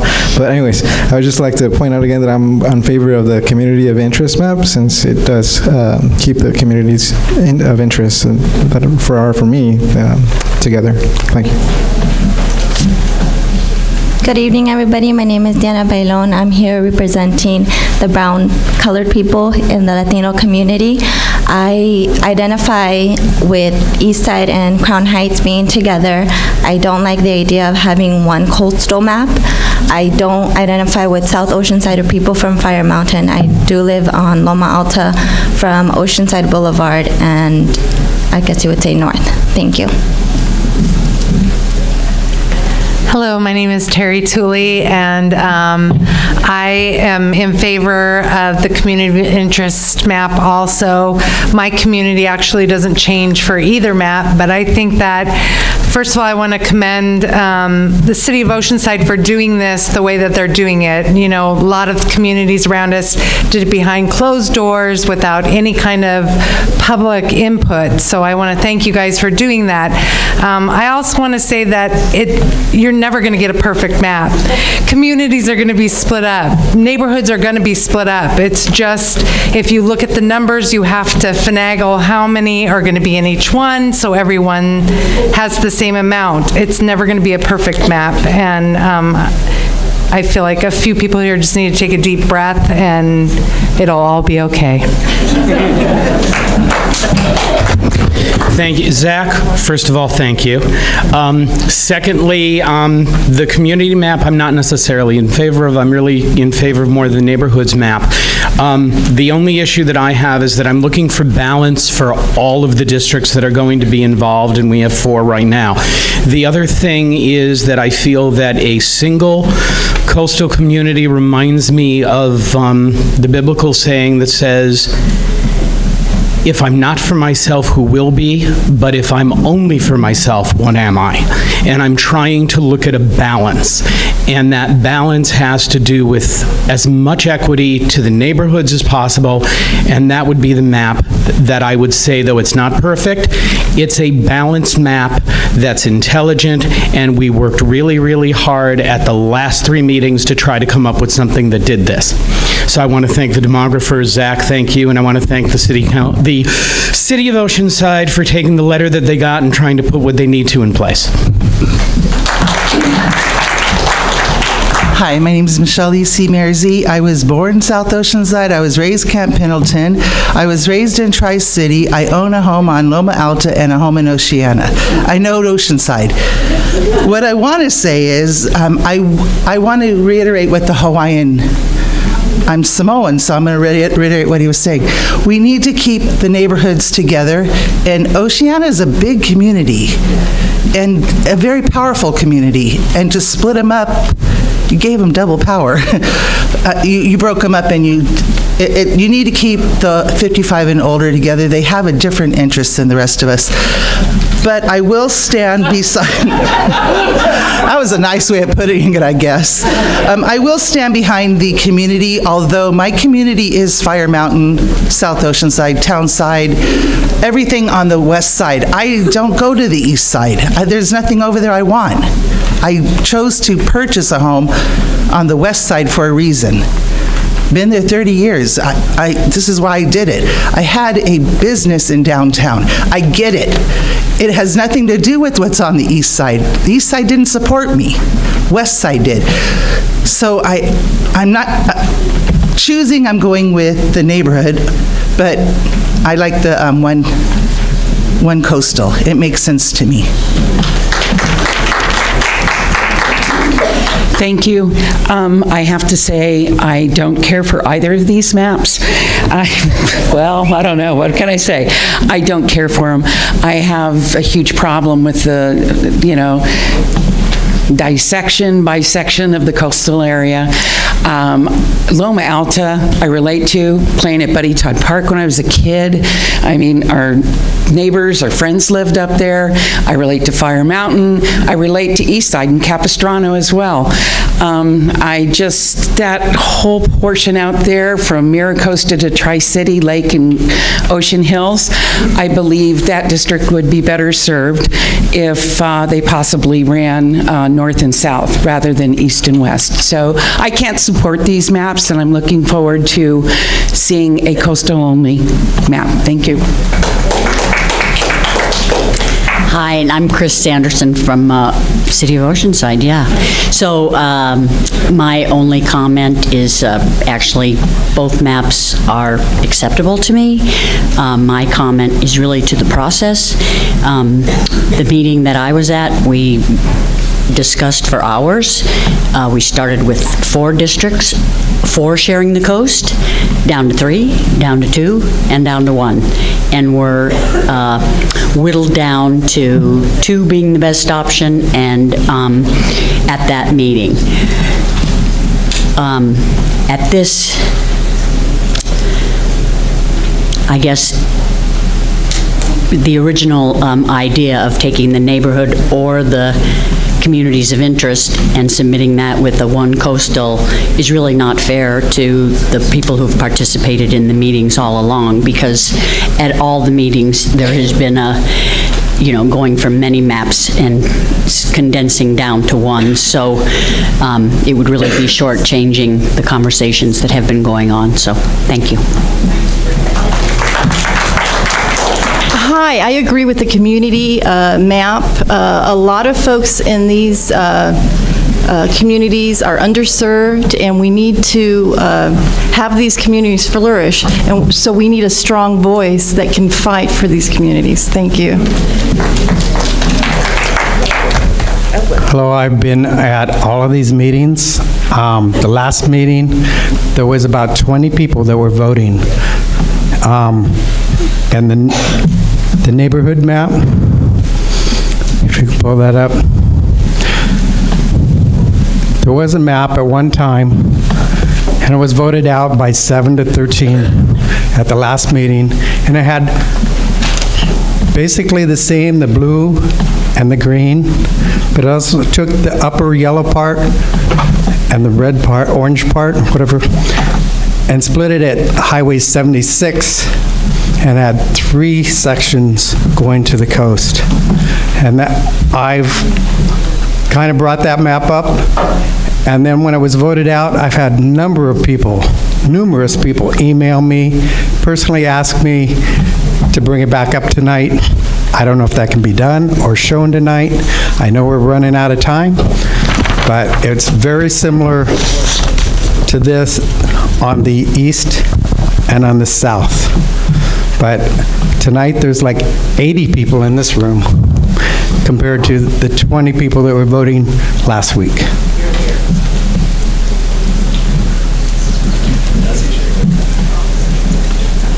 I'm in favor of the One Coast map, and I've lived in the area for 50 years. My grandkids go to the same school that my kids went to, South O and Oceanside High School. Michael, who I don't know, but I know him now, lives right across the street from me. I can wave at him from my house, and he'll be in a different district. I don't like being split up like that. I've never been to Ocean Hills, and I think it's a nice neighborhood because the people here all seem to be very interested in Oceanside, but I wouldn't even know what to support over there. Thank you.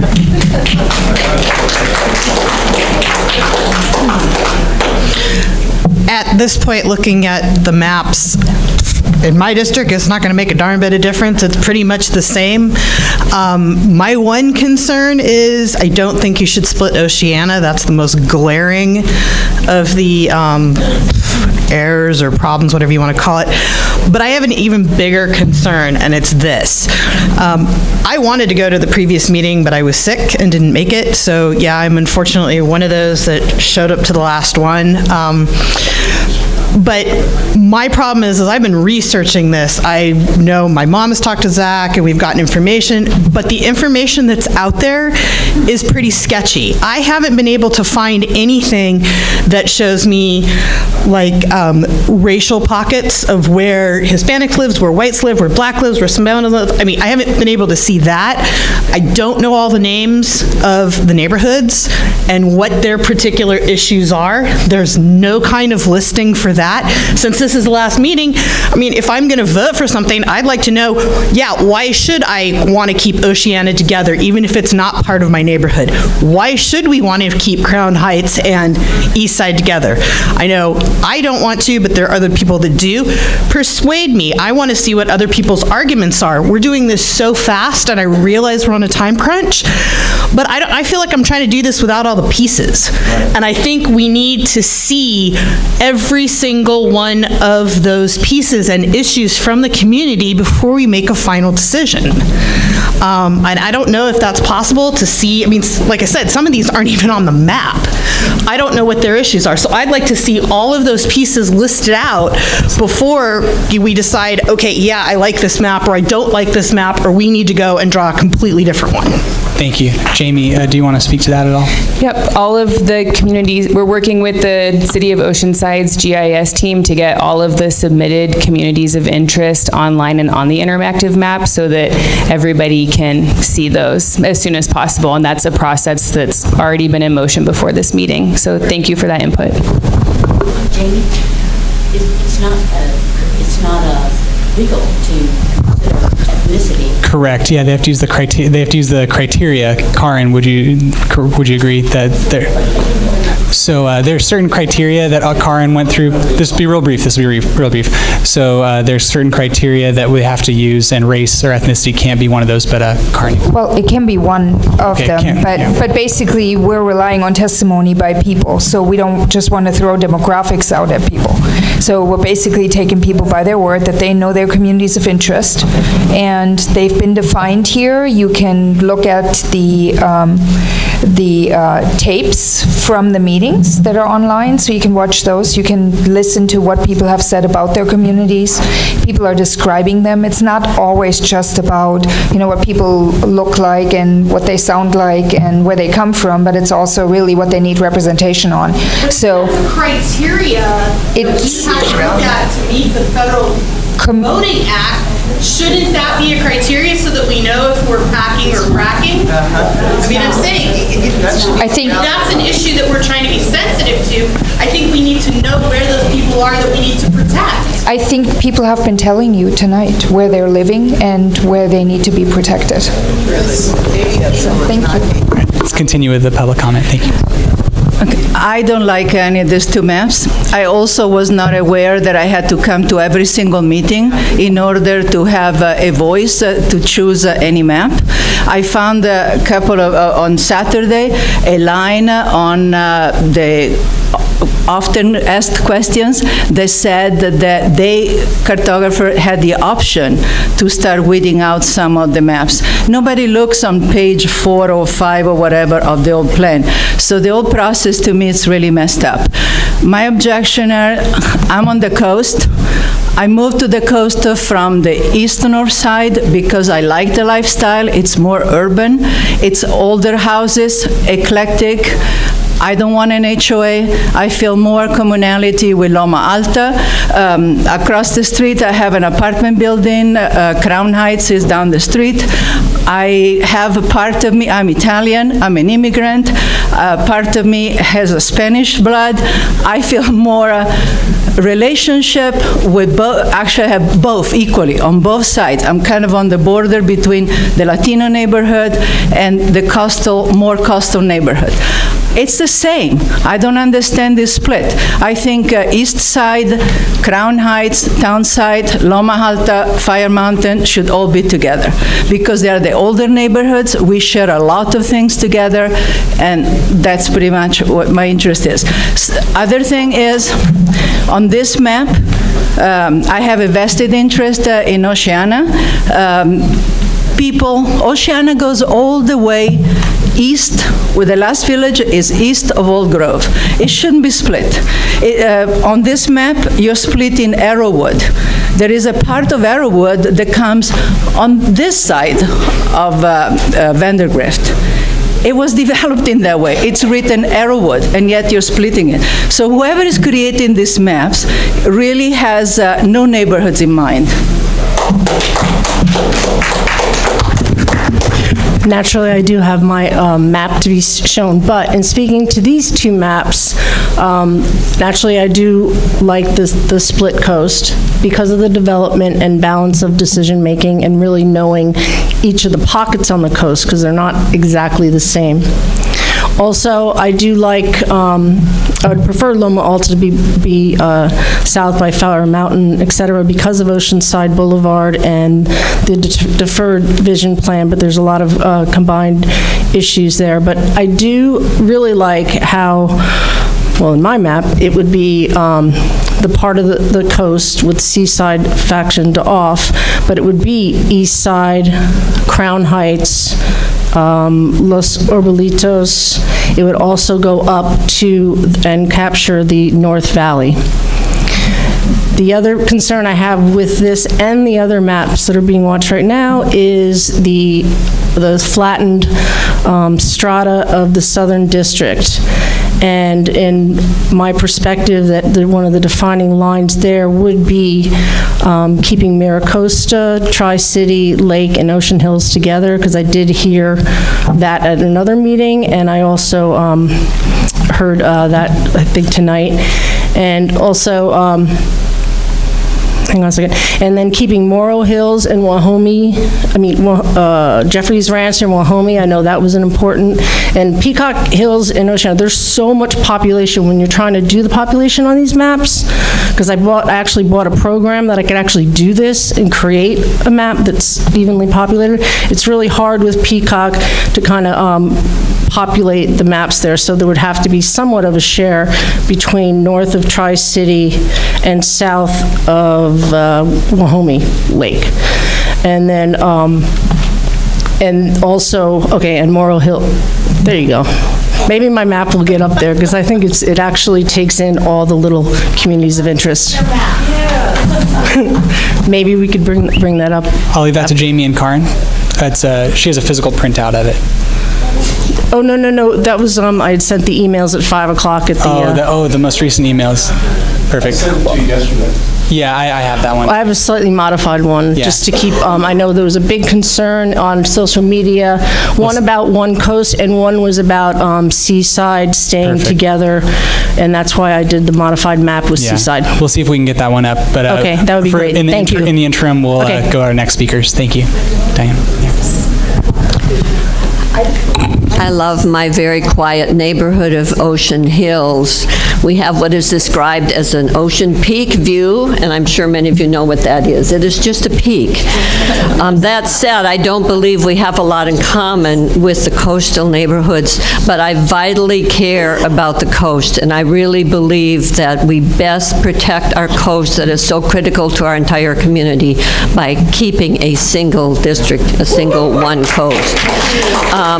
In looking at these particular maps, I'm also very concerned about splitting Oceana. Certainly it's a core neighborhood, a senior neighborhood, a very involved, important neighborhood for our community, and I think it's very important to keep that neighborhood intact, certainly as well as others. But those little things that were pointed out earlier about where streets are split, of course, we need to clean up those kinds of things with where streets are split. Thank you. Joan Bachman, Seaside Neighborhood. I just have a logistical question. I love Cindy as much as everybody else, but is the demographer supposed to be listening to me? Or, okay, sorry, Cindy. So, in this map that's in front of us right now, Peacock Hill, or Pilgrim Creek has zero representation.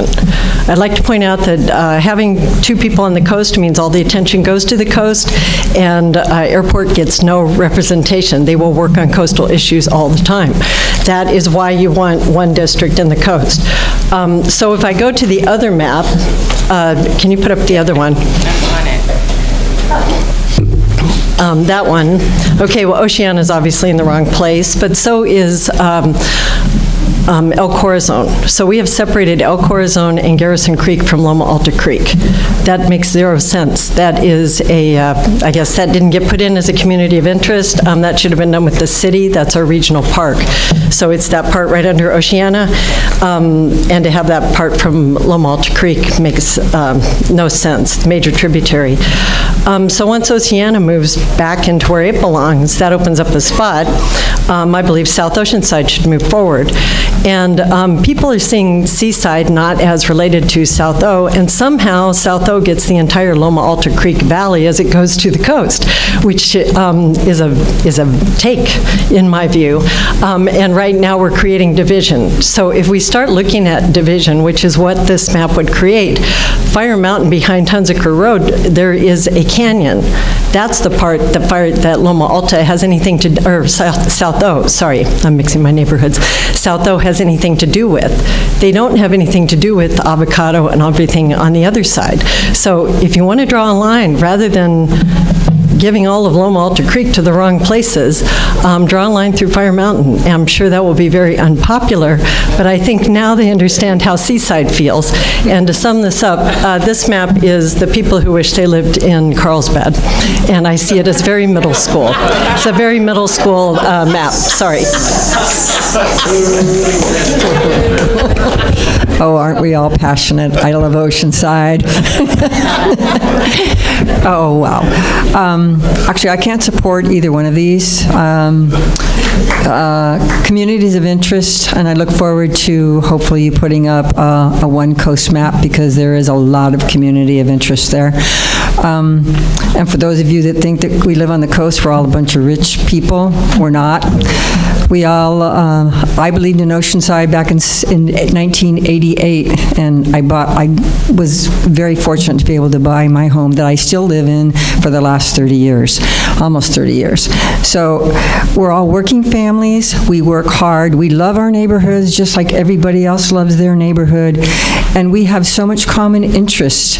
We have so many projects coming at us downtown that affects all of the coastal neighborhoods. It affects you guys inland too. So we want one person that can represent us, not two. We want one that can be responsible for all these infill projects and all these big condos and all this crap that's coming at us. So let us have our neighborhood so we can protect the rest of Oceanside too. Hi, thank you. So I guess I would like some clarification, and I would like us to dial it back. We are not in the districting process because a lawyer decided that we needed to define our communities of interest. We're in the districting process because there's a minority community, specifically Hispanic, that does not have a voice in a general map. And so I don't know how we weigh in on these maps unless we specifically see the breakdown of our minority community. I attended the VISTA meetings, and in the VISTA meetings, they clearly outlined that while there was a 27% overall Hispanic makeup of their voters, they were able to draw two maps. One had 51%, so it was a majority. So it actually applied to why there is a lawsuit.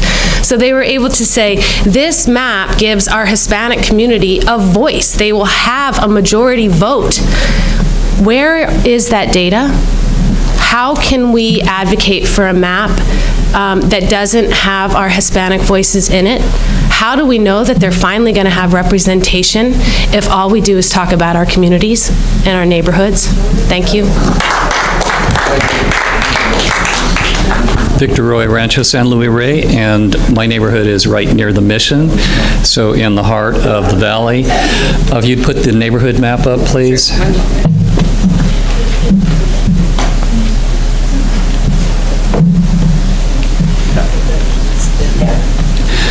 And I'd like to know what the border is on the lower right, north-south border on the red zone. This area? The lower right, north-south line. South, okay. Yeah, to the right side, yeah. Oh, got it. The right side is the north-south, is that? Wow. That's it. Yeah, is that College or? This is St. Cloud. Okay.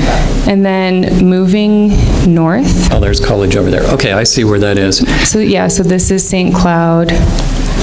This is Bella Flora Way. Okay, I've got it. Okay. So Mike, with the full map, please.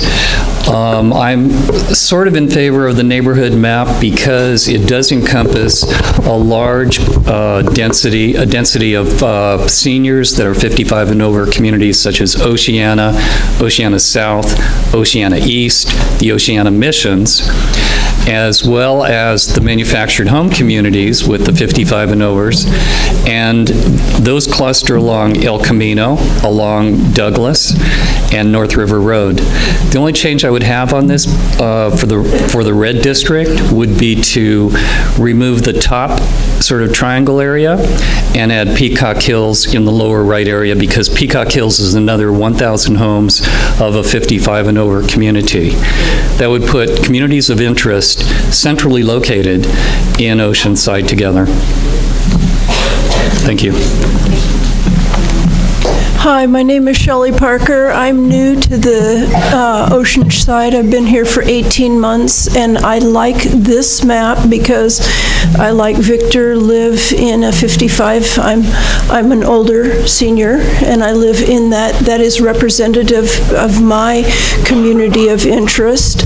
Although I have, in getting to know Oceanside and have come to a lot of these meetings, have traveled all over so that I can understand, and I would like to be able to afford to live in Morrow Hills or at the ocean.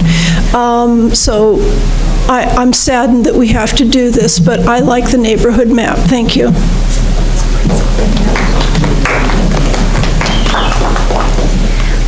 I came tonight because I thought there'd be more maps to see. And when I come to a meeting like this and I see the powers to be say, this is the way it is, we're only going to show you two, and one looks like you could put each council member into each little thing, and the mayor is there. I mean, and I was hoping to see a north-south division more than this. This is just not very interesting at all. Thank you. One quick point of clarification, just I appreciate the comment, but a reminder for everyone, the maps that were drawn, including these ones, were all done with public input. So no one's doing this behind closed doors. No city official is involved in the actual construction of these. This has all been done with the input of the public. So I just want to clarify that for everyone. We know you're not the powers to be. I'm definitely not the power to be that.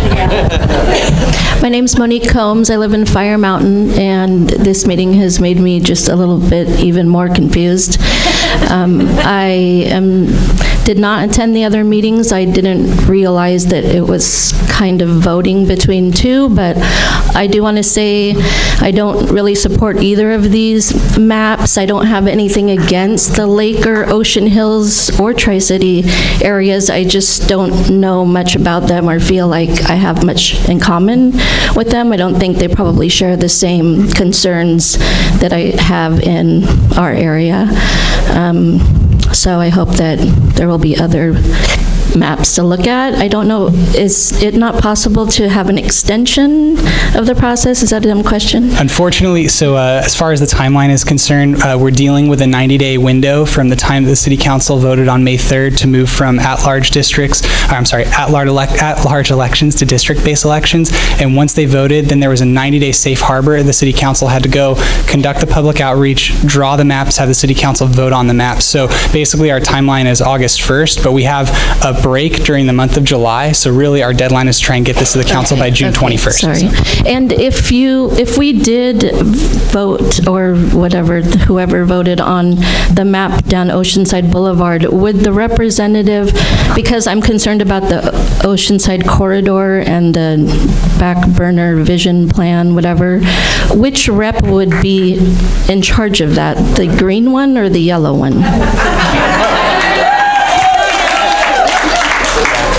Could you restate it? I didn't, so you're asking which representative would be representing? I wasn't trying to be funny, but... No, I'm so sorry. I didn't fully hear it.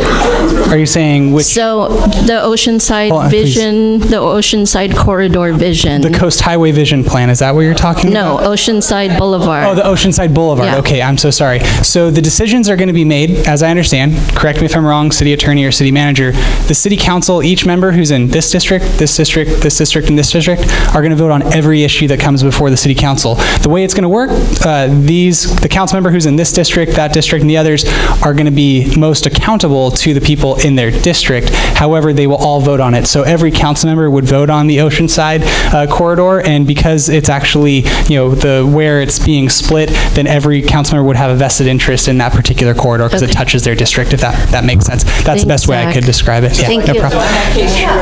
Okay. Okay, Dana, thanks. My name is Dana Corso. Again, I'm from Jeffries Ranch, and just sitting and listening to the general consensus in the room, I think that most of the people here are leaning towards more of the community of interest. Jeffries Ranch, the neighborhood map,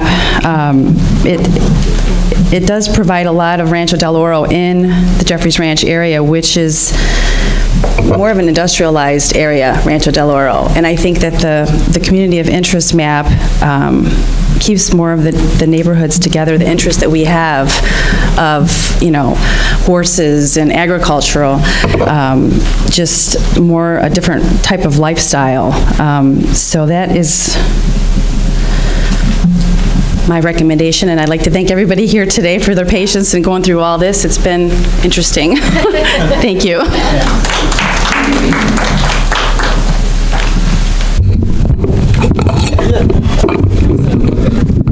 Last time I couldn't reach it. Ray Ream again, sorry. What I wanted to touch upon is I support the communities of interest map, I think the most of anything that I've seen so far. And reason being is that it does not split up communities of interest, and these are small groups that associate with each other.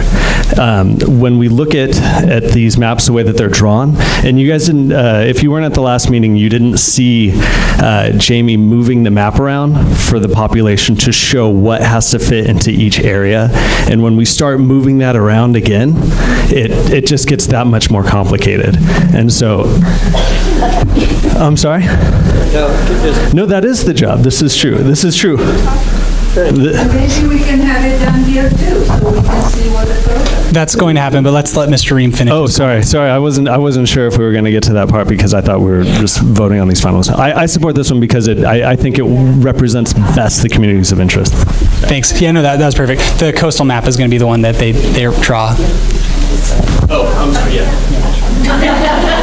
So I just wanted to reiterate that if we used a system that respected the integrity of each neighborhood and then allowed people to make a programmatic choice instead of a political one, and in terms of what are the neighborhoods that represent their interests, I think it would be a much fairer process and also one that does not break up neighborhoods.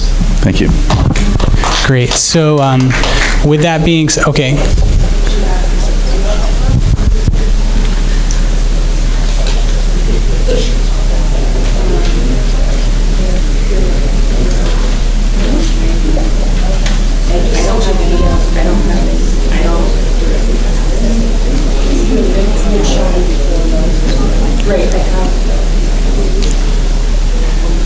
Perhaps we can wait and do that then during the next map because that's going to be the coastal intact. Oh, she's got it. Okay, perfect. Thanks for your patience. Thank you again for your patience, everyone. I really just appreciate it. This is healthy, it's important, we need to process it. So I just want to thank you, and we're going to keep working and keep going through this.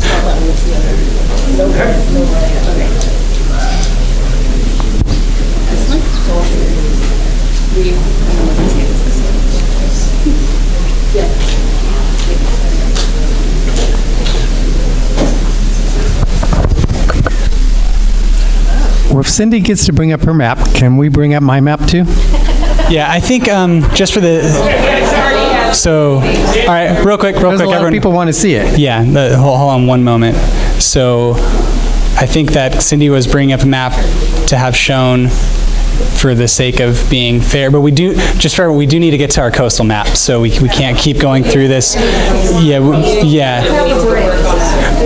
So real quick, why don't we do this? Let's take, and this is a hard 5-minute break. It's 8:40. We're going to start right back at 8:45, and then we'll begin just to get ourselves oriented. Need to speak with the city attorney, clarify everything. So just 5 minutes. We'll get right back on it, and then we'll continue with this process.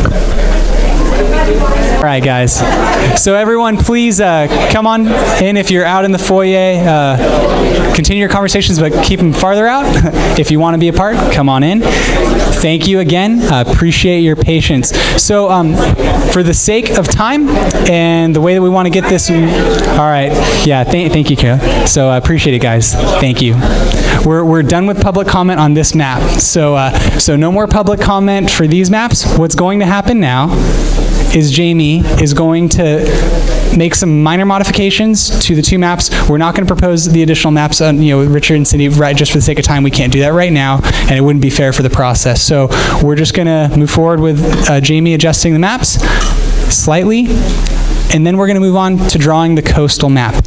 After we draw the coastal map, that's when additional public comment can happen. But please, just for the sake of time, let's just let Jamie kind of take it from here until the coastal map process begins. All right, thank you, guys. You have I have my own. Sorry about that. Hi, thank you, everybody. So just sort of to reiterate what Zach said, right now, we're going to go through and make smaller changes to the neighborhood map and the community of interest map. And then when we're drawing the shoreline intact map, everyone will see that making what feels like really small changes can cause a huge ripple effect through the city. So right now we're just going to do these small changes, and then we're going to ask for community input to come in for what some of the larger changes could be for the city council to consider. And I can look at those changes, not in public, because this will take hours, and I'm sure all of us want to get home before 2 o'clock.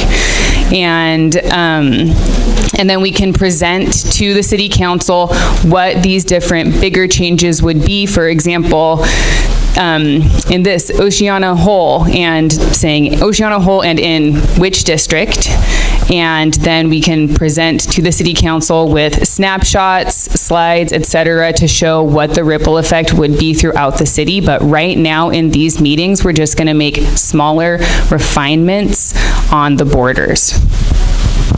I'm sorry, I just want to say, I don't want to say I'm cranky, but I do want to say I'm very concerned. It's 9 o'clock at night.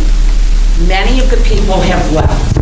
You've already heard from different neighborhoods, Zach, I'll behave, through these different neighborhoods. You've gotten their input.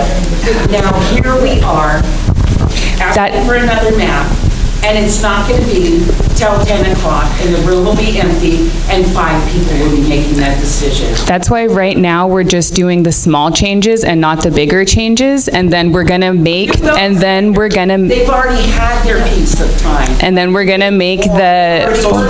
All right, hold on, everyone. No, everyone, let's calm down a second. All right, we really need to maintain decorum, and the importance of this process is that we're allowing public input. We're doing it in an organized manner. I just spoke. You're going to have the opportunity to speak to the coastal intact map in a moment. We need to finish this map in order to proceed. It's important for us to be able to get everyone's input, but we can't be shouting, because otherwise we're potentially limiting the ability for other people to have equal opportunity to speak. So that's why I want to have this in an organized manner, and believe me, we want to hear everyone's opinion. We're trying to... I know. The process has been determined, was set by the city council, determined in conjunction with the city attorney, was established in conjunction with a demographer who's independent, non-political. My office is here trying to implement this as best as we can. So I want to be really clear. This is what we're trying to do. It's a difficult process. It's not an easy thing. We're trying to make this work, but it's not going to work if we continue going around in circles discussing it. We need to get to the actual work of drawing these maps. So you were told to come to one meeting, not all meetings. You got to recognize that. Okay, so with that being said, these meetings, this is the 5th community meeting that we're having. We've had 5 community meetings. The first 2 occurred, and they had to happen before the city council was able to hear it. So they had a public hearing on May 17th. We couldn't have any meetings discussing maps prior to then, so our first 2 maps were to go over that. The last 2 meetings were discussing how the maps would be drawn, and here we are. So if it's not satisfactory, I apologize. We're trying our best, but we're going to continue on. So with that being said, we're going to have public comment, but no more questions right now because we do need to get through this, and then you'll have the opportunity to speak afterwards, okay? So we just got to keep moving on. Thank you. So earlier we heard about this change, which would be to eliminate the quote-unquote hangnail.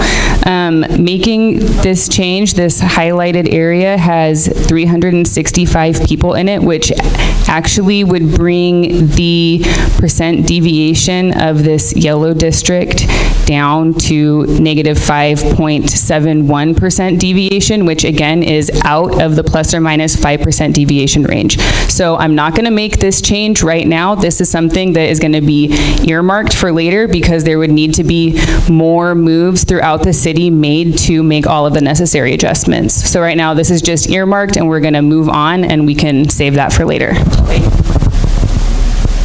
All right, and then this is just going to take 1 second. I'm going to switch to the map that's called the Communities of Interest map. What's on right now is just a layer, but it's saved as a separate plan. That is going to take me 1 second to pull up. Meaning that when I pull this version of it up, I'll actually be able to adjust those lines, and it's not just a layer that can sort of come on and off. And it's just going to take me 1 second. All right, and then one of the smaller areas that we saw was this area, which is not exactly on Douglas Drive. And to not split up this smaller community, we're just going to see if we can make this change really quickly. And both of these, so this change would be that in this blue district, this highlighted area, which currently is in the blue district, would move into the yellow district.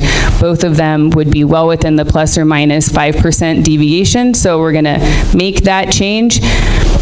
And I don't believe that there are any smaller changes that we've talked about making with this map, moving all of Oceana or changing this Wahome area and Jeffries Ranch into the yellow district, for example, would be larger changes that would require a trade all around the city. So those are all going to be earmarked, and we're going to move. Please comment on these maps once they're published, and then we will look at all of those changes and present to the city council what all of those changes would be.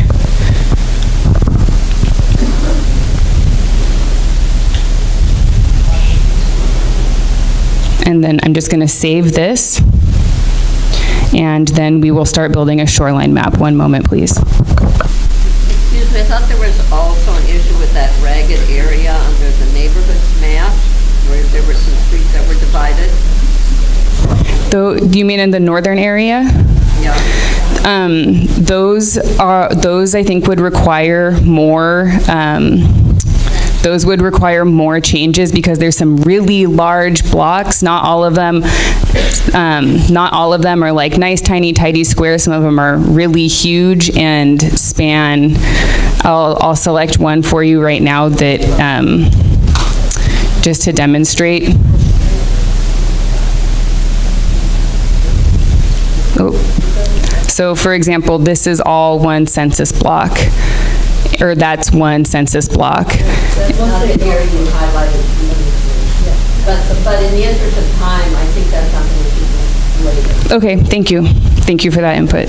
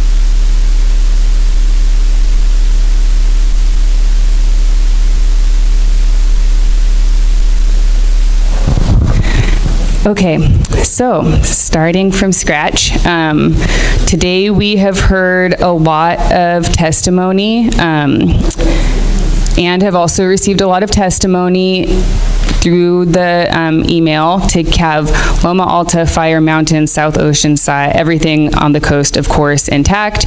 We've also heard a lot of testimony about keeping this community of interest. Here we go. This community of interest, which is Crown Heights and the East Side neighborhood, intact and in one district. And let's see how these numbers play out then. I just brought that up to note that sometimes there are overlapping communities of interest, and yeah, it's really good to keep all of the communities of interest in mind when you are building these maps. So here is Fire Mountain, Loma Alta. Oop.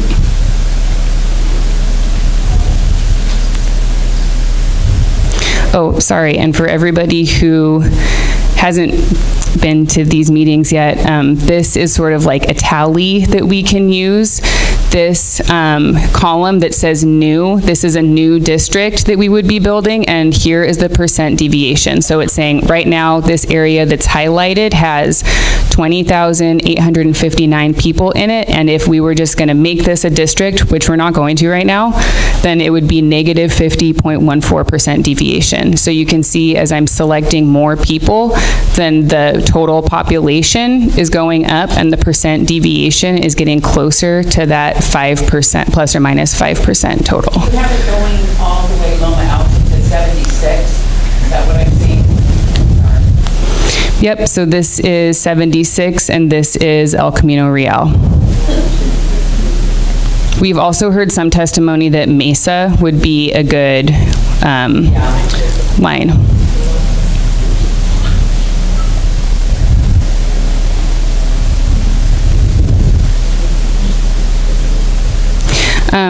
Just also, another community of interest that we have heard about in this area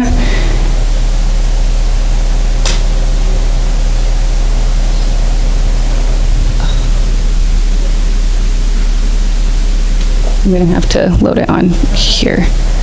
Oh, here we go. It's the Henny Hills area, saying that this area would like to be with Fire Mountain and South Oceanside.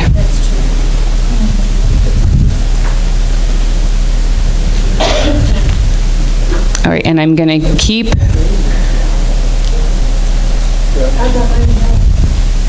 So right now this is including East Side, or I'm sorry, this is including Crown Heights, which has expressed wanting to be included with East Side.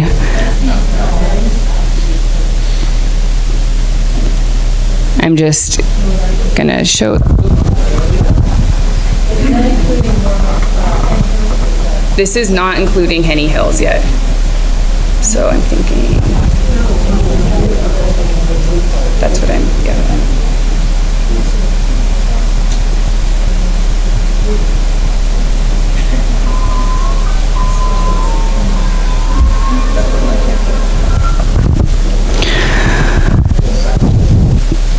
So right now we're at negative 0.55% deviation, which means that we need more people to populate this district that we're working on. And because we've heard this about Henny Hills wanting to be in the same district as Fire Mountain and South Oceanside, then I think we could add that.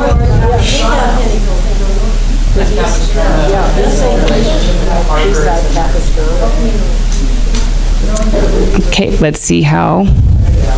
Not airport. Well, there's also been a lot of community of interest testimony saying airport, and East Side campus and East Side should be together. And that's 18.09% deviation. So that is way over. So what happens if you take out part of Fire Mountain? You can't do that. To take out part of Fire Mountain? Let's see what happens. where it says California Street up there.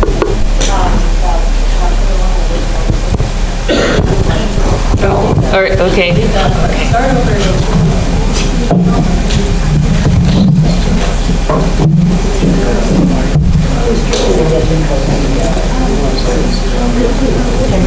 So even this is 6.94% deviation. And it's also splitting a lot of communities of interest. But that's a community of interest that has been split into the curve. I'd like to see what happens if that corner of Fire Mountain, the northeast corner, is not in there. Why? Yeah. We have not heard any of the seaside people talk. So can I at least see this? I'm only asking to see it, please. And that the Fire Mountain area that's back toward South Oak, right there, is included. So you've got Fire Mountain. That's fine. But, okay, a little over, but the little. Do you want to keep going? All right, so. It's a good exercise to show why just some random ideas are good.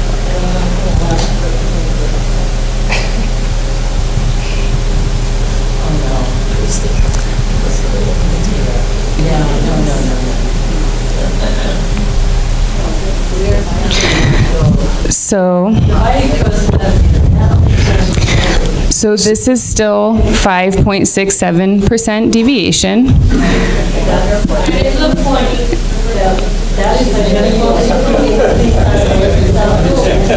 This boundary is Kelly Street up Hunsaker, out California, up Downs. Right. Correct. All right, guys. So just real quick, I think as we're doing this, correct me if I'm wrong, Jamie and Karen.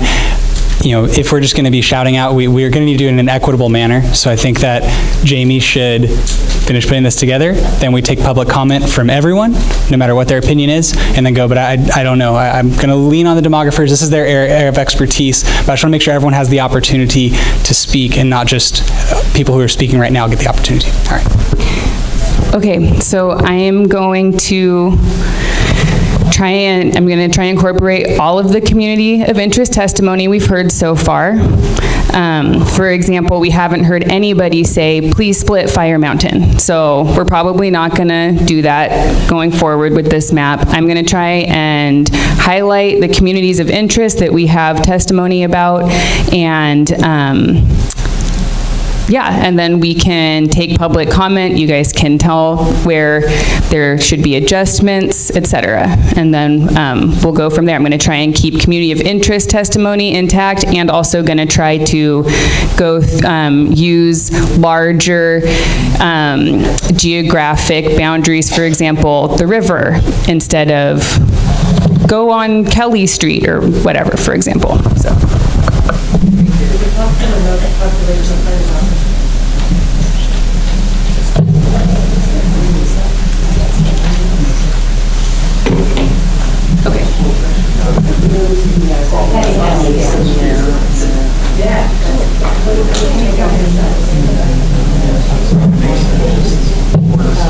Why can't you just stop at 5%?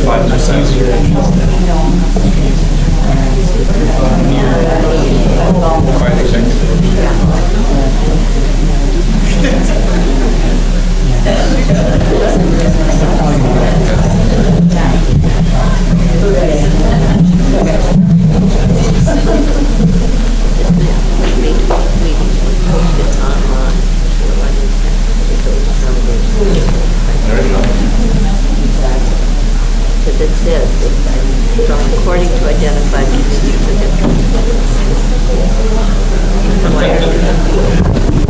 Thanks again for your patience, everyone. You're doing great. Thank you.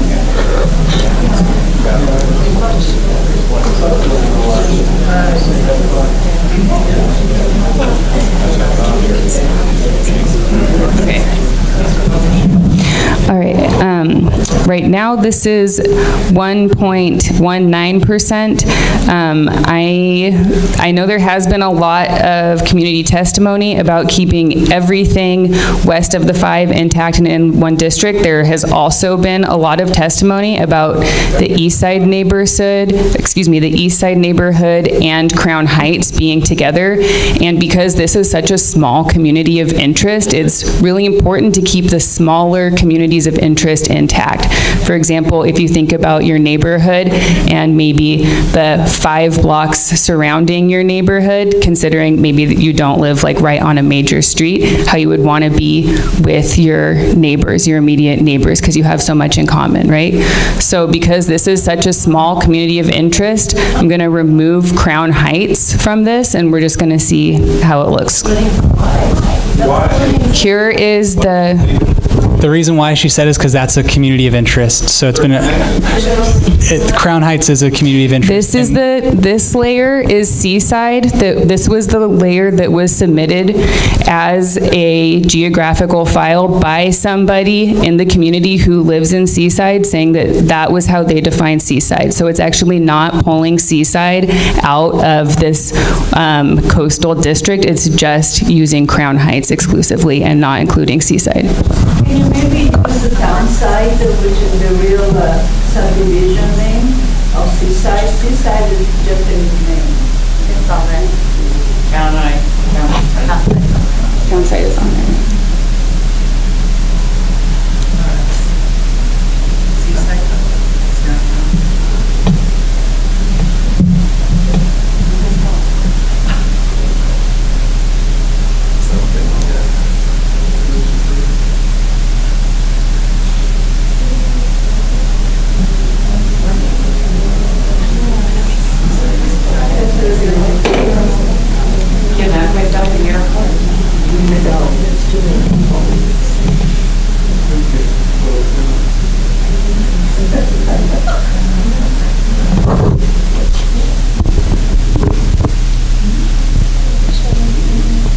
And as she's continuing to do this, just remember some of the criteria: compactness, contiguity, things of that nature. So that's going to be a factor when defending whether these are legally defensible or not. So just bear that in mind.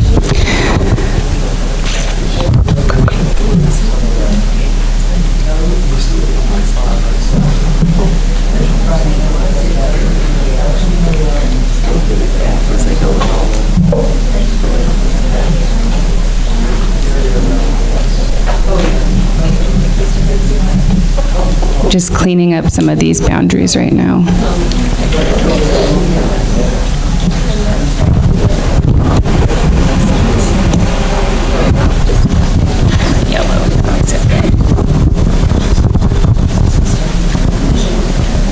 Okay.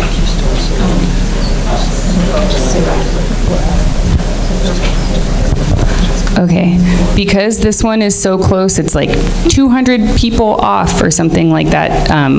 We're going to save it and move on, and then we'll see that there will be other places where we'll probably find that we need to make some adjustments. And again, just for the sake of time, we're going to move on. I'm sorry, I really need to say something because nobody was here from Capistrano, but Capistrano exits and enters to their neighborhood from the coast.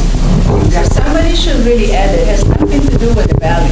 The valley has different roads, and it's just the north of the river on the other side of east side.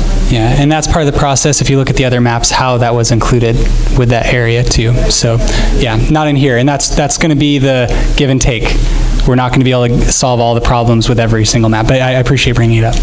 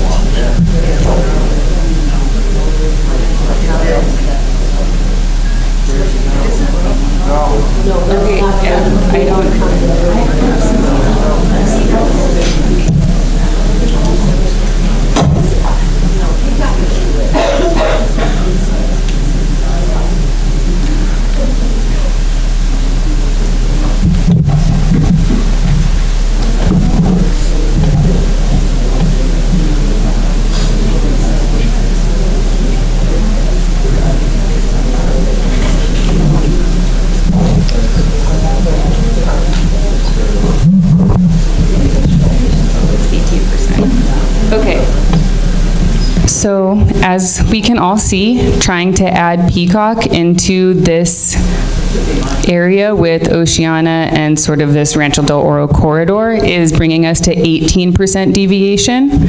So, yeah, so that's way over. I'm going to take Peacock out and see where else we can pick up population.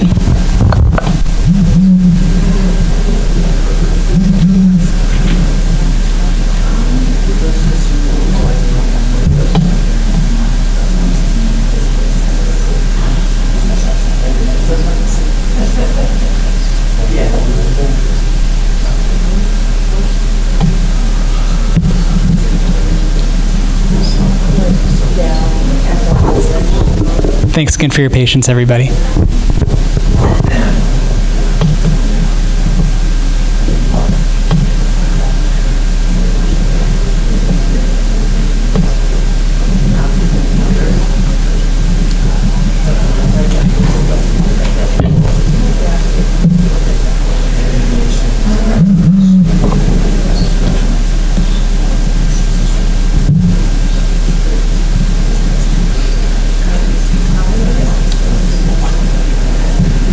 That's like a big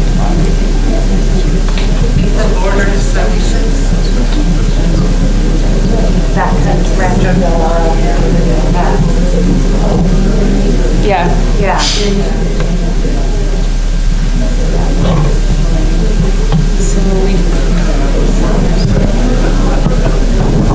So this area.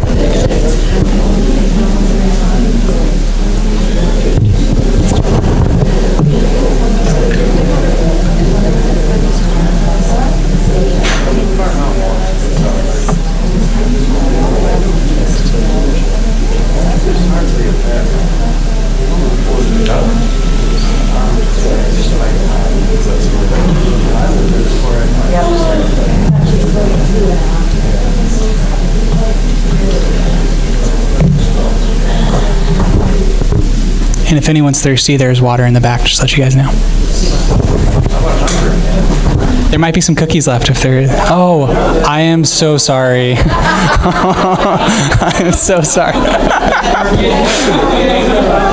I have a protein bar in my car if anyone wants it. You know, I can cook it for you. Yeah, I know. Sorry, guys. Sorry. Okay, so what here is highlighted in red is Ocean Hills Lake, part of Miracosta, all of Tri-City, Oceana, and then just gonna zoom in here to show that this line is on College Boulevard down on Mesa. North on Old Grove, and then it was just going up here following 76 to Mission, but then that wasn't quite enough population, so I grabbed this area between Mission and the 76, and I know that it looks a little bit funny. So she had 3 in there?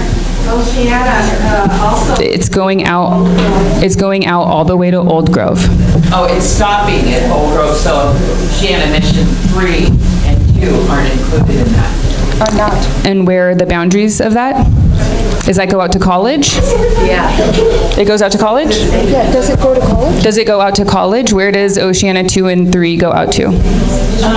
Old Grove is bisected by Old Grove. Oh, so it's on both sides of Old Grove. You've got just the east of Old Grove. Right, that's, I'm going to change it right now. I'm trying to get my.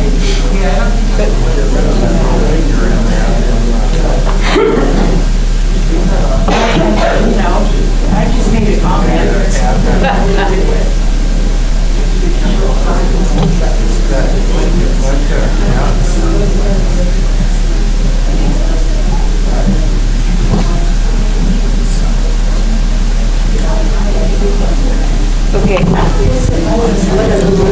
Okay, so I'm going to zoom in on where this would still fall in the plus or minus 5% deviation. And thank you for that comment. It's really important to know stuff like that's missing some of the, like, right, it's an important comment, thank you. So right now it's up Mission, and then I think this is an imaginary line between Manzanilla and Santa Ynez Way. So assumably that's just like between people's backyards or an area like that. It's a camp? Canyon. Oh, a canyon. Thank you very much. And then moving south again, another imaginary line. This is Mission View Way and Masterpiece Drive. And then going sort of behind Turnstone Way down to Old Grove and up Mesa. Can you move that little triangle? That isn't, yeah, that's another development of condos. That's funny on the map.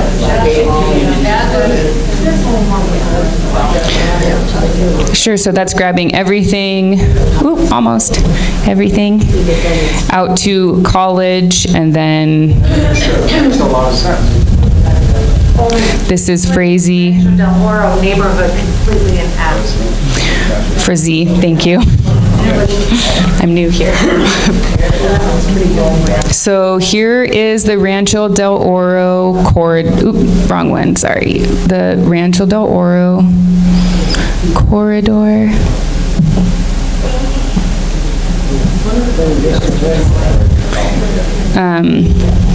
And so basically this is Rancho Del Oro, and this community of interest, it's highlighted in yellow, it's sort of this blob underneath the, part of it is underneath the red.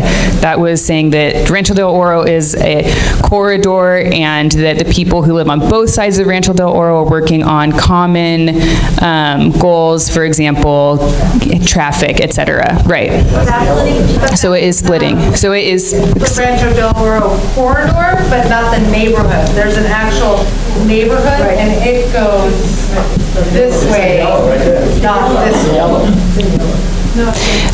We heard, okay, we have heard about. Where's the line? Yeah, that's. So this. Yeah, that's more like. Well, this was what one person's community of interest was defining. Sort of Rancho Del Oro included, like, out to the city limits was a community of interest.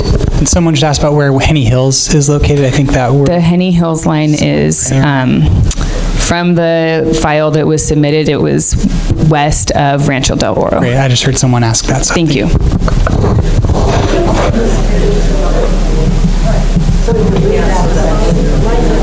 Great. So again, it is splitting this Rancho Del Oro corridor.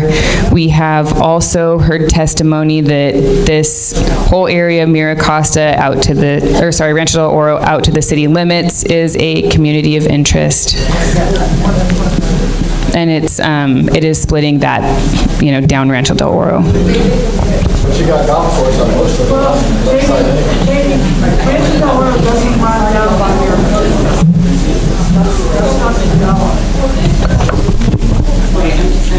That was the community of interest that was submitted. That was just the street boundary that I was speaking to.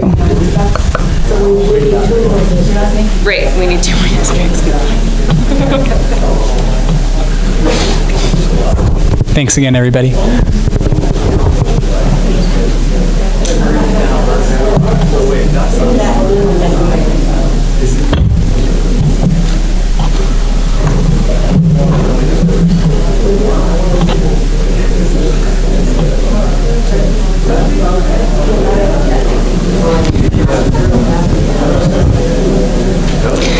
All right, and I'm going to start here on the north part of town. We heard a lot today and through the email about sort of the Mid-Valley and Deep Valley being included with Airport and Crown Heights, etc.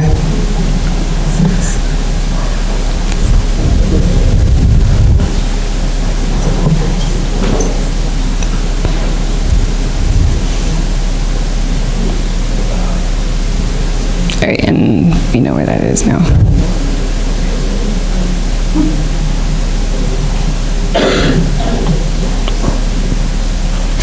Okay, and including all of that, we'll go, so this is 19.8 or 0.98% deviation, so it's about 8,000 people too many.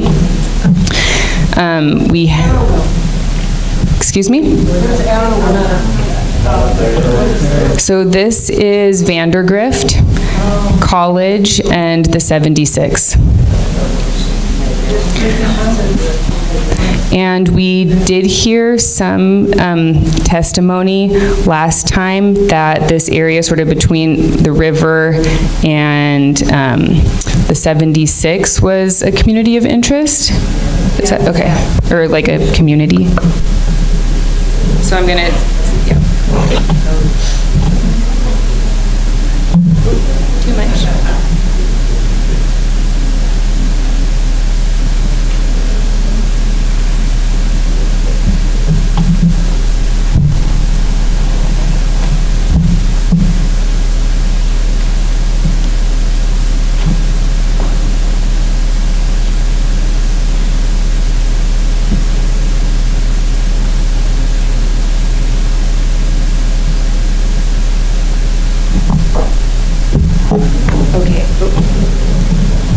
So this line was Douglas, the river, College, Vandergrift. This is 0.08% deviation. The communities of interest in this area, I'm glad that you like it. This was a community that was a submitted community of interest that talked about having a lot of seniors in that area and not wanting to be split.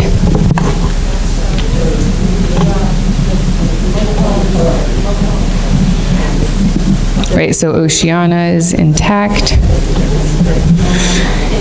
And again, that big mid-valley, sort of Los Arbolitos area, community of interest, that again is also split, but it's mostly intact and in this new district that we're working on. And I believe that those are the only communities of interest that are being split in this. One for 2 people or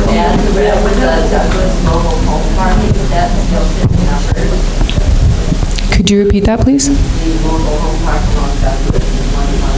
Was that this community of interest that I? Well, it's also split here in by, well, it's between Mission and 76.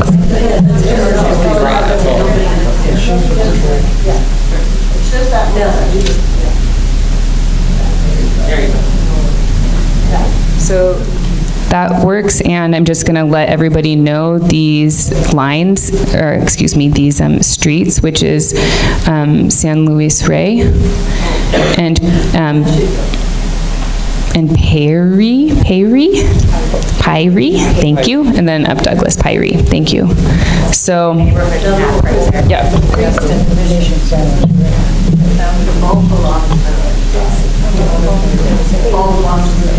Why not respect the collector road? Just back it up a little. The bubble. Back to Douglas.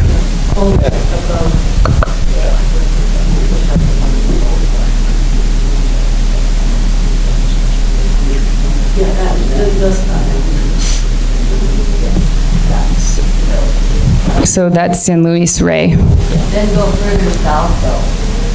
Those streets are those. Further south is into the district that we just created. Are those other ones that are white? Oh, grab these. I think that maybe one of these is, so that's one large census block, and we can't split it up. So that would also be splitting the Pairie community. There are senior mobile homes also just above. The middle corner, yeah, to your right. To your right. So that's part of one really big census block. Academy Road.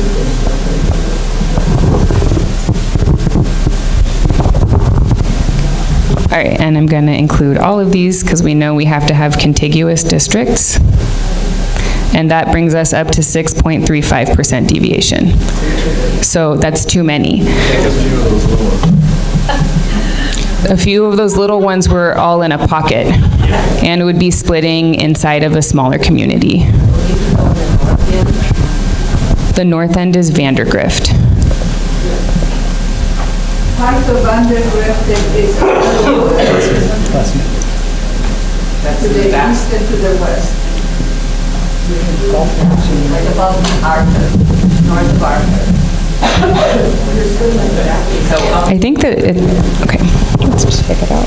And the point being removed. The point is, okay, let me back this up. I'm sorry, I need to point something out. You know, the open space there, it's a kind of a preserve. All the top corner is arrowwood. It should go with the other side. Do you want to use the pointer and just point to it? You just push that button. Okay, all this area here, that's part of arrowwood. Okay. And it kind of ends there. So to remove all of these would also mean removing this whole area? This area here. It's the same subdivision. Is this the Backgate neighborhood also? No, well, kind of. The Backgate is just this is an open preserve anyway. Great. Thank you. You're also splitting another neighborhood, which is the Mesa Margarita, which is the bottom here. And it goes all the way to here, pretty much. El Mirlo, I think, is the end of a neighborhood up here. And this really should stay together with this section. Great, thank you. Okay. I think because right now we're going with community of interest testimony that we've already heard about. And of course, everybody please comment on all of the maps. Please comment on all of the maps, yeah. So this again is the Pyrie circle, thank you.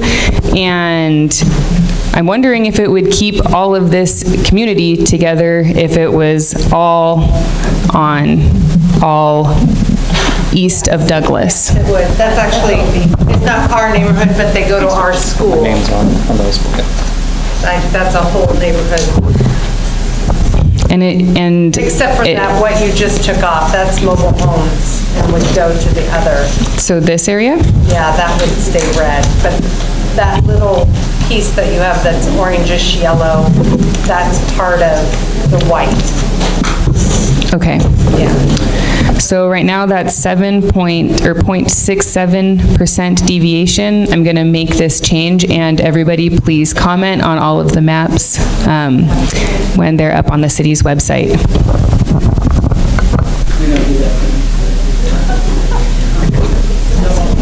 There will be a public comment period after this map is done. Yeah, no worries. It's all right.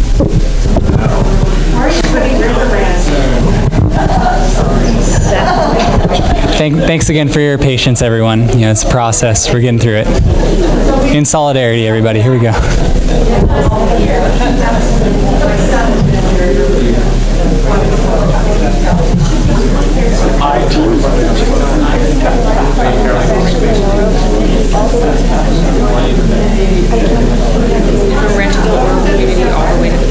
Yes, it's a huge residential section that feels as if you're part of the coast and Oceanside. Okay. I think they were included in the last map. I didn't see it. Yeah, I think.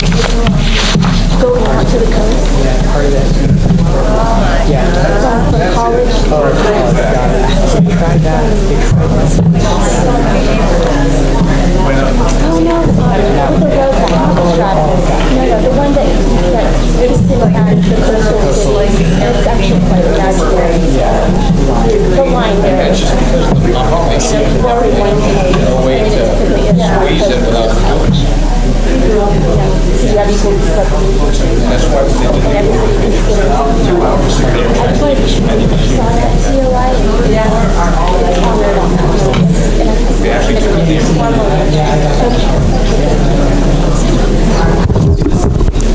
Thanks again for your patience, everybody. We're continuing to move along.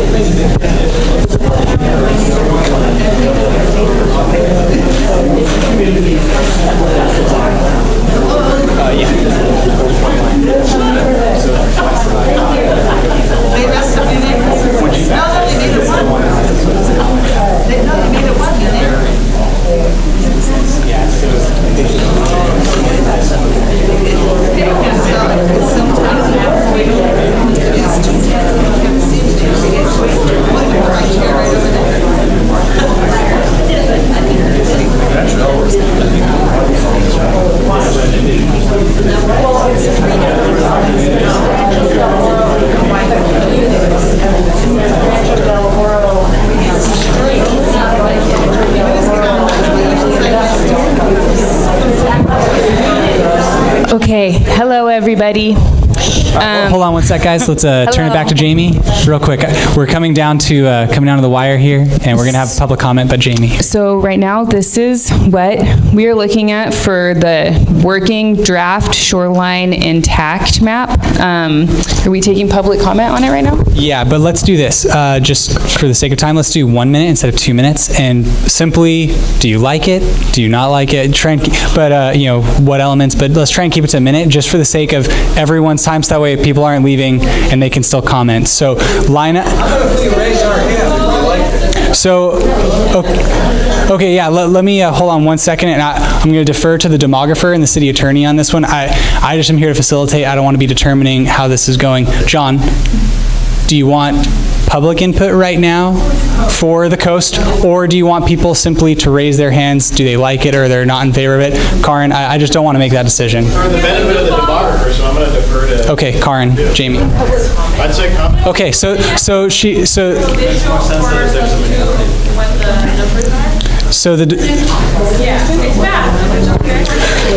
demographer just said, and I do hear you, but so you guys want to take public comment? Okay. Yes, we would like to take some public comment, and also these maps are going to be on the website, so you can submit more comment. So if you could be very specific to this map, what do you like, what do you not like, what should we be working on? And I should also tell you that we're going to have to do some technical work on this, just to make sure everything is assigned. One of the districts needs 200 people, so we're going to be looking around for a couple hundred people on one of those. So that's going to happen offline, but just tell us what you like, what you don't like about this particular map, okay? Okay. Let's not talk about like big philosophy. Let's just talk about what do we like, what do we not like. You get 1 minute, though.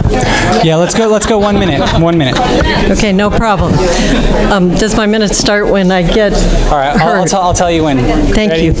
Set. Okay, this is my neighborhood. A big chunk was just taken out of it, and I would like to see a map, and I think I have a right to see a map that takes Fire Mountain and Henny Hills out of the yellow and takes all of that land and puts it up by the airport. Thank you. I say no. I love it. It's clean, it looks good, you're using good borders. I love it. It looks good. Let's go. I love it. You have Loma Alta with Fire Mountain, South Oceanside, the downtown area. That's our natural native watersheds and how we were developed as a city. I love the map. I don't like this map. It keeps the coastline together. However, between the red and the green, you're literally probably splitting up 5 different actual neighborhoods.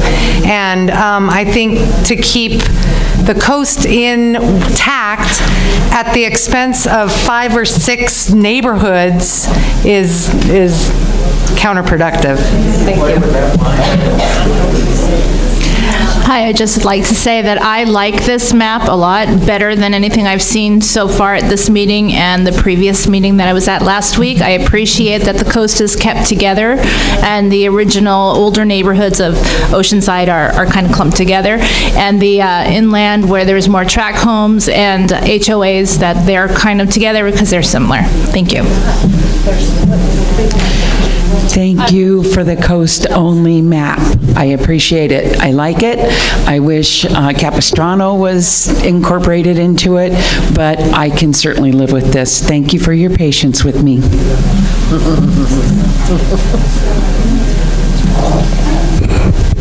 Oh, wait.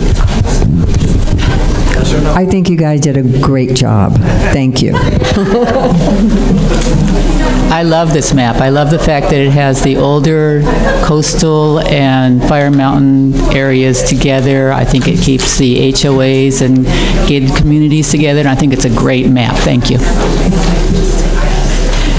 Well, I live very close to Crown Heights, and I have a lot of interest in knowing what's going on in Crown Heights. It affects all of us on the coast, and I understand that the east side wants to be together. I think you can put east side together with the coast, but I don't like the cut on town side. I don't like it basically because I've always been for at least 2 sections on the coast.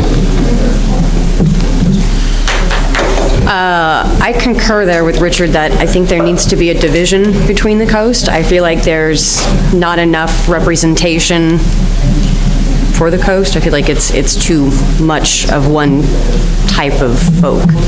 And I don't feel like it's as balanced as it needs to be for the whole of the city. Not fond of the map for a couple of reasons. Number one, I think that if you take a look at the way the coast is cut, and then you look in the middle where the San Luis Rey Mission would be, it's sort of chunked inside. It doesn't look like it should be part of either what the red district is, the green district, or the blue district. It's sort of sitting there. The other problem I have is that you're also cutting some neighborhoods in that area, and then the balance of it with where homes are as far as industries are, I don't think is good for any of the districts. I like this map, but I do think we all need to see all three maps with the communities of interest overlaid so we can understand what communities are impacted by these boundaries. Every one of them had a number of splits. Right, and I think that that's exactly what's going to be on the interactive map moving forward. Thank you. I think you've done a really nice job in trying to incorporate everyone's feedback. However, on this particular map, a lot of neighborhoods, as someone said, on the green and red side are cut into, these are actual living school neighborhoods like everyone else is talking about. So just to keep that in mind. Thank you. I like this map.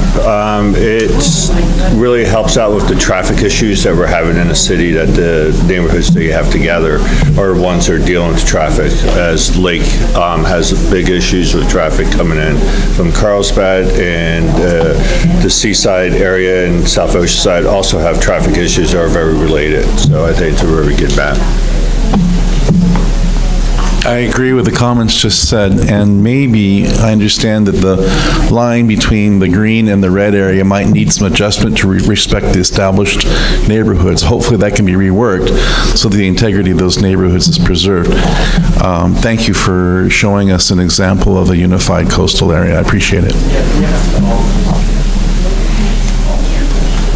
I like it because it keeps the approximately 15 neighborhoods in the coastal area together, keeps my neighbor across the street and I together, and I think it's a good balance. I guess we're not supposed to consider the Hispanic population particularly, but I live in Cavalier, which is entry homes for a lot of lower income and young families, and I know we've got at least 1,000 and we vote there.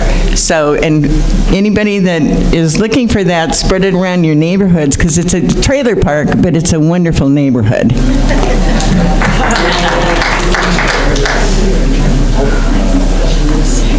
Well, I hope I'm seeing this correctly.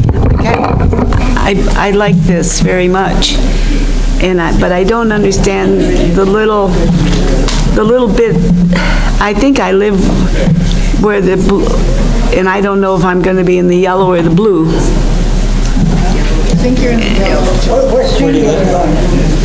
What street do you live on? I live between Missouri and Minnesota. We're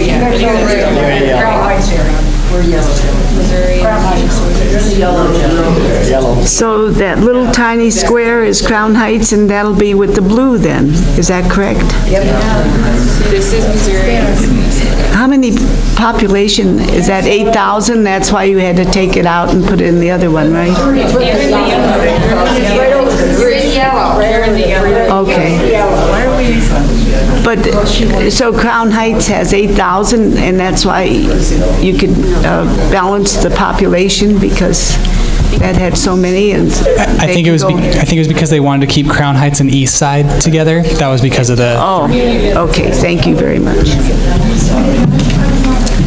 Yeah, I was at that meeting last week. This is my 4th meeting, and someone earlier, just maybe a minute ago, said, can we see the communities of interest overlaid? And you said you would put them on all 3 maps. Well, that's how the community of interest map came together. They actually made a map to try to keep as many communities of interest intact as possible.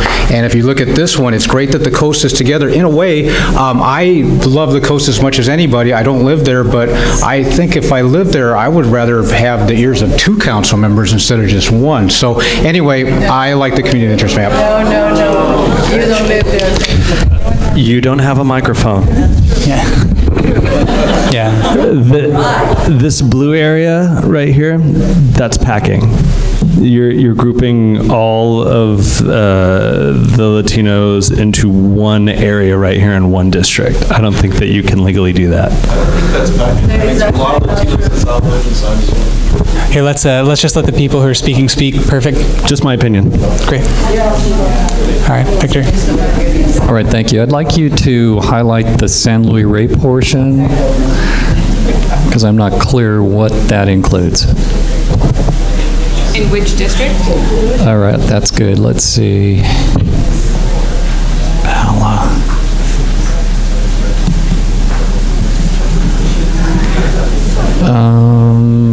Okay, we do have a manufactured home community right on the east side of the Mission.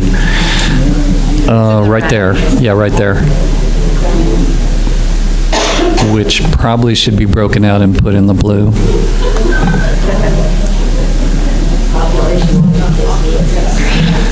No, they have 5%. But it could be a common. You guys have a 5% deviation that you can work with, right? Yep. Okay. Thank you. Yeah, we can do that at a later time when they start refining the map. Okay, I'm still looking. I also want to see on the other side, the lower part of the orange district. This is College to Olive. College to Olive. Rancho Del Oro and half. So Oceanside Boulevard, okay, and Temple Heights Drive. Okay, thank you. Once again, after being around Oceanside for 5 decades of my life, 6 decades, I can tell you that it's always been one problem: coastal versus inland. And this sets up again for coastal versus inland. And I don't see it separating, and I don't see us bringing us together again. It's once again going to be a big fight on that. So I don't like it. I like at least division on the coast for 2, because that way it would bring people together, because they would have to negotiate. The other thing is that with a lot of the people, they were asking questions about demographics. If you want demographics, full demographics, go to the SANDAG website. They can have at the SANDAG website everything broken down. They have mapping and everything, and it's open to the public.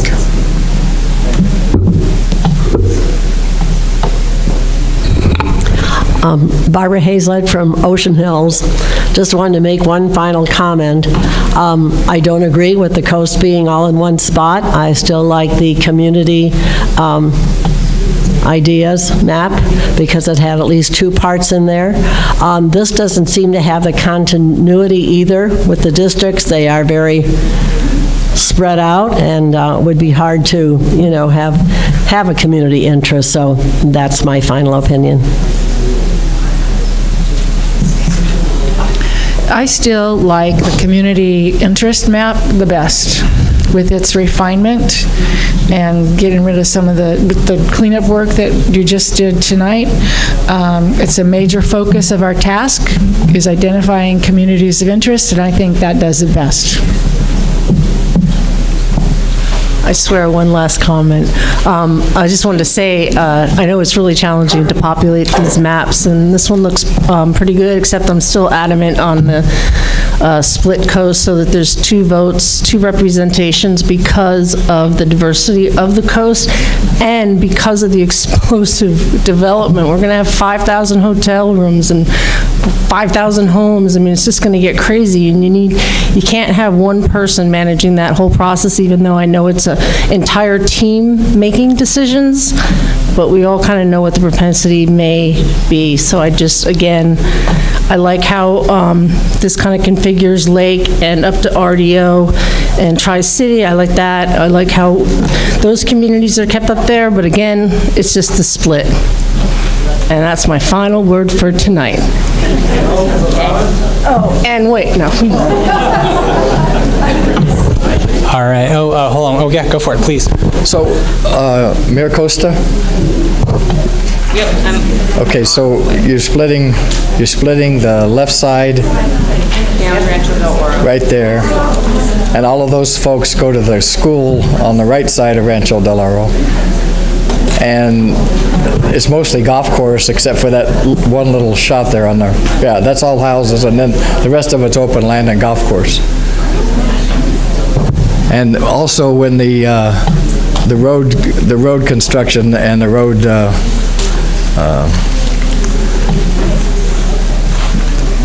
what they're trying to do is extend Rancho Del Oro all the way down to the freeway. So you're going to have people on both sides. Yep. With each other. Yep.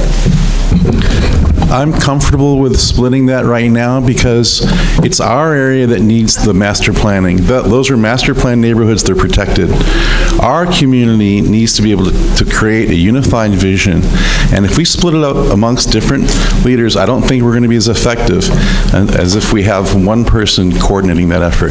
So I think that it's excusable for now, but we need to keep some solidarity in our neighborhood so we can get some planning done. Thank you.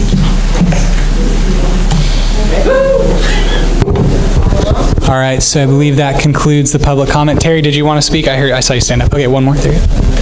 Yes, thank you. Just very briefly, I appreciate all the hard work and all the input that has gone into this map that is before us, but I cannot support this for a number of reasons. Number one, the blue area to me looks like a proposed district that may very well be a minority district.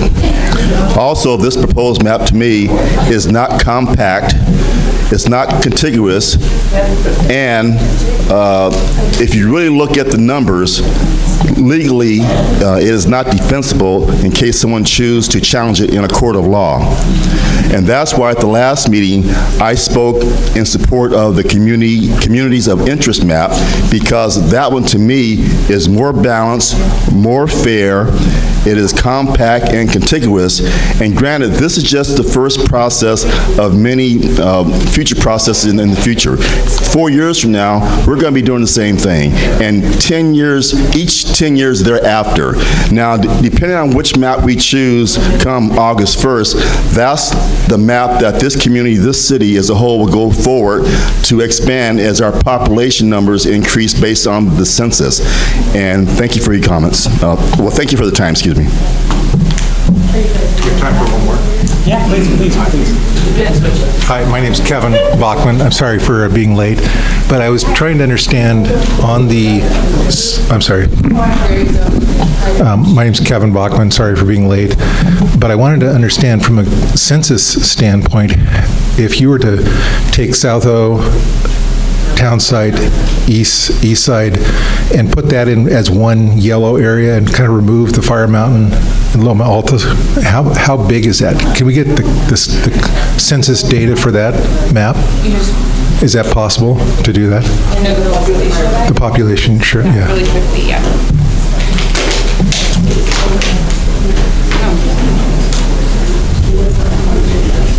It's basically the western side of the... So just south Oceanside, right. Everything west and east side? Yeah, and then maybe up even into Airport. Yeah, there you go. And then if you take out the Fire Mountain, Loma Alta, yeah. Or leave Loma Alta. It's just for informational only, so yeah. Okay. Yeah. Yeah, just to try to get a... And it's right, I'm not changing the map right now. Yeah, there you go.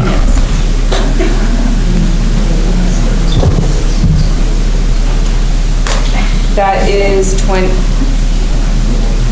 That's 29,827 people. And then if you add Loma Alta, how much is that? I think it's going to go over. It'll go over. What's the target is 40? 41,835. Okay. Oh, nope. There you go.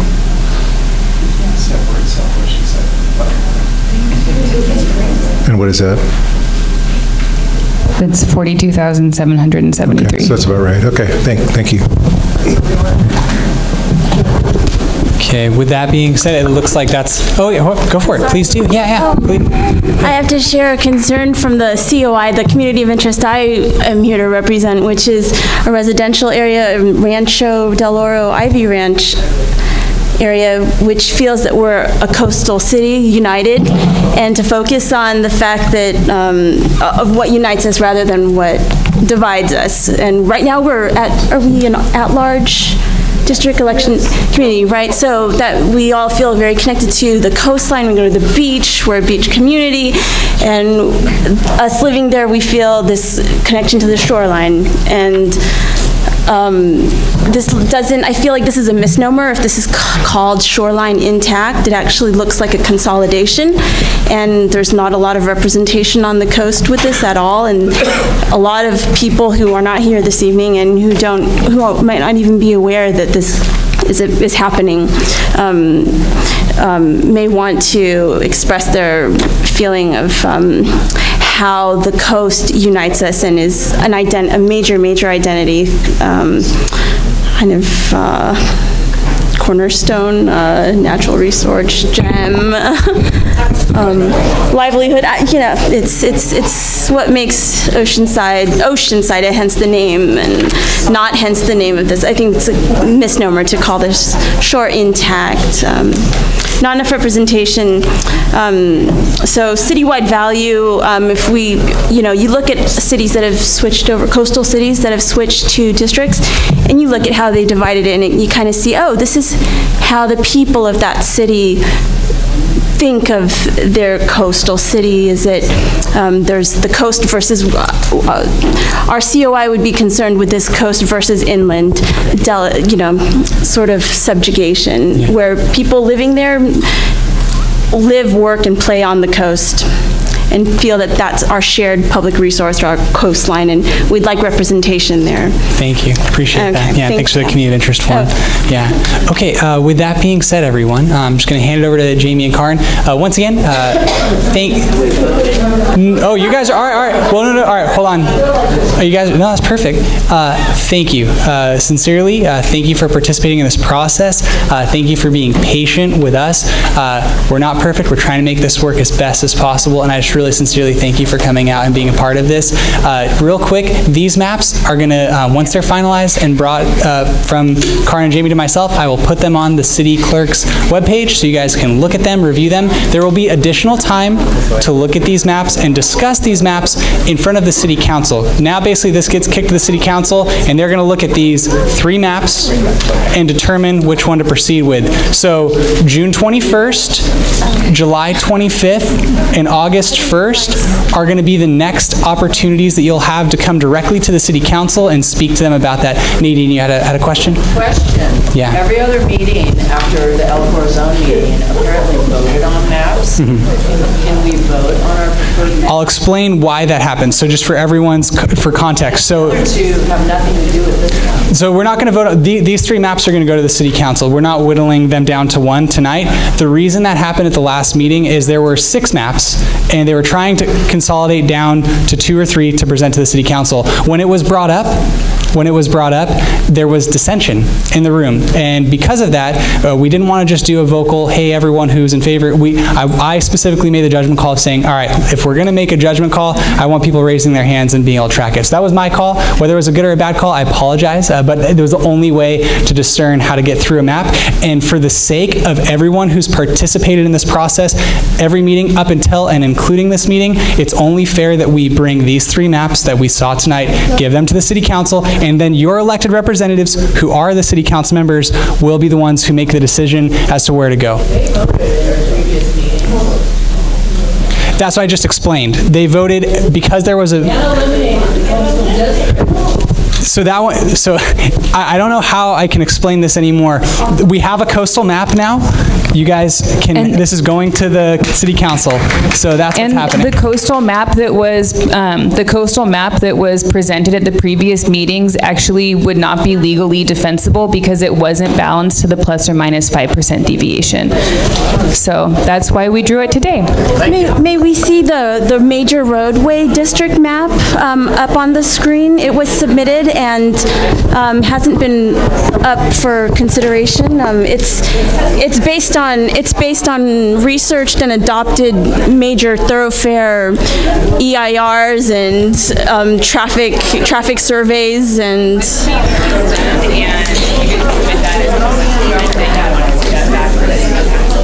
Oh, that we want to see it. Okay, so I'm a little confused. About what ultimately are they saying that city council